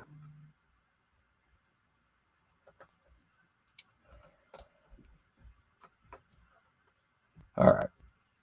So this is supposed to be, now this is another Saudi Arabia question. And this will be the last question we have for today. So the idea behind this, I think, is that this is supposed to be a menorah. And the question is, I guess, well, he didn't give a question, he just asked for commentary on it. But I assume the leading would be kind of something along the lines of, why do we have something that appears to be a menorah here? I don't know if you can see that here, but it's... Sure. All right. Sure. And that's a good question. Ultimately, we don't know when the site, assuming that's a legitimate photo and it's from somewhere in Saudi Arabia, we don't know exactly when this dates to, when it was etched, when it was incised. There's nothing in the area that gives that to us, so we don't know when that happened. Is the menorah connected to any other ancient people that we know of? No, it's only connected to the Hebrew people. So, whatever point at which the earliest menorahs show up in Israel's history, anytime from that forward, it could, it's a recognized symbol that connects us to Egyptian history. To Israelite history. And so, it could date as early as that. So probably this, I would guess, this is connected either to Hebrew or Jewish, what's the term? Travelers, for lack of a better term, who went down into this area and depicted a menorah. Or it could be from much later in history, from Christian times. So it could be AD that it was done. Christians who had an affinity for Judaism could have come along and, had a pilgrimage there, had taken a trip there, saw all of the other writings that were there, could have etched out a menorah that would, connect you to biblical history in the form of Old Testament or Hebrew Bible history. So probably it's one of those two going on, but it absolutely has no strength whatsoever to connect us to the travelings or the journeyings of the Israelites immediately after the Exodus. None whatsoever. And thank you for that. And then that'll be the last of our questions. So we have been going actually 3 hours. Very solid interview, I think. And CJ, let me just add one note real quick. Absolutely. If that menorah represents the time period of the Israelites at the time of the Exodus, just after the Exodus, being that I wrote the book on Proto-Consonantal Hebrew, and I can document the, if you will, evolution of the script as it changed, it evolved over the centuries.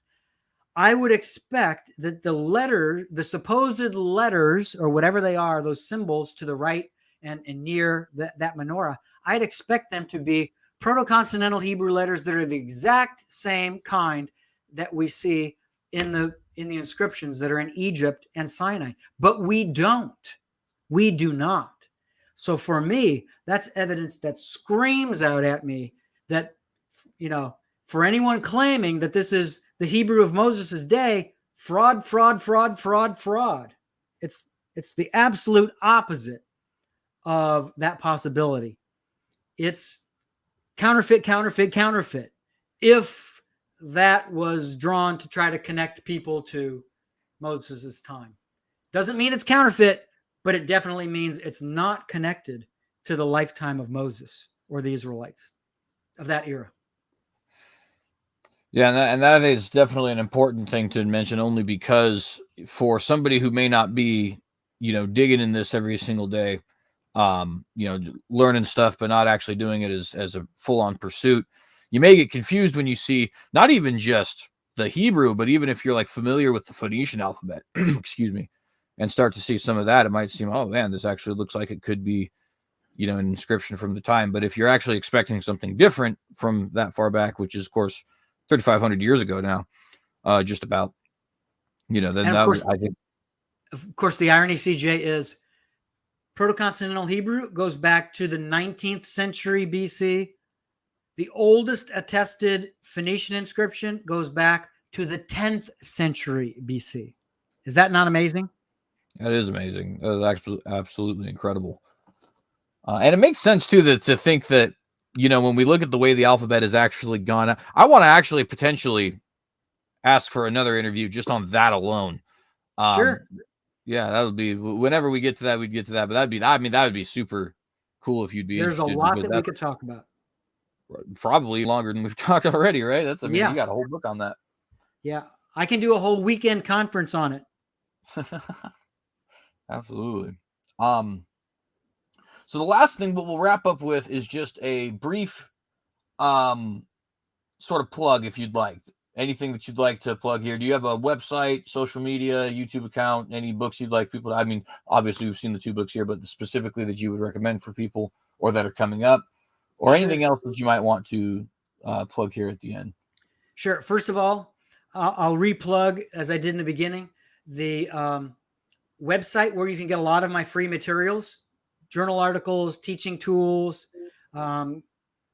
I think two New Testament books that I translated into Greek, from Greek into English, are up there. Study translations. Other tools, you can get those by, all you have to Google is academy.edu and then space my name, Douglas Petrovich, and it'll give you the top link, and that will take you right to my academy.edu webpage. Maybe you have to sign up for academy.edu as a member to download. I'm not sure, but otherwise you can get all the materials there. And certainly if you become a member, you can get all the materials there for free. And then my books. And I do have a Twitter account. You can always follow me on Twitter. You can look that up on Google. It's easy to find. My books, The World's Oldest Alphabet, which published 2016, and then Origins of the Hebrews. They're both sold on Amazon. You can get them there, or from my publishers, which would be Carta in Jerusalem for the first book. And for the second book, in Nashville is my publisher, which is New Creation. You can get them from them, or you can buy them directly from me. I sell them, and you can get all the information on this from my Twitter page. I'll sell them to you and sign them for you and send them to you directly. I get my best royalty if I sell them myself, and being the fact that I no longer have my full-time teaching position as of the end of May of 2022. I'm only teaching at the moment one part-time course as an adjunct faculty member, and trying to find side income on the way. It would help a lot if I would be able to sell copies myself. So as long as the supply lasts of my first book, and the supply on the second book probably will last a really long time, I'd love to see you buy a copy of either one of my books. So those are probably the best things that I can plug. Be looking out for future work that I'll do. I'll publish a book on who is Nimrod, who is biblical Nimrod of Genesis 10, and then several other books in the future as well. And thank you very much for that. And what I'll say here as we come to a close, guys, is that I think that first off, number one, I do want to just demonstrate that all the opinions that all the super educated out there like to criticize you for having, other very educated people actually do possess. So that's the first thing. Don't be intimidated by people. There are plenty of Dr. Petroviches, Dr. Wood, Dr. Stripling who are out there, and they can tell you on the other side of that big education chasm that indeed we do have reason to believe the Bible as literally given to us. So that's the first thing I want to point out. Second thing I want to point out is if you guys are interested in this kind of stuff, there is a lot more material than was covered here, than even could be covered here. So continue to study always. The Bible talks about studying to show yourself approved unto God. And obviously that's talking about being versed in the scriptures, but also if we want to make sure we're doing everything for his glory, then we should be doing everything to the best of our ability. So continue to study, read those books, read those academic papers, watch videos, maybe like this one. I don't know, might plug myself, wink, wink. Anyways, and definitely consider studying this more than you do already, even if that's a ton, because there's always more study to be done. Dr. Petrovich, this has been an absolutely fantastic interview, and I appreciate you giving us your time. My pleasure. It's good to be with you, and we'll see you next time. Absolutely, and I appreciate that as well. God bless everybody. If the Lord wills and tarries, we'll be seeing you here soon. I will be back on later tonight with a gentleman named Jesus is Coming to talk about eternal security. Don't know when exactly, but it'll be later on tonight, and appreciate all you guys tremendously.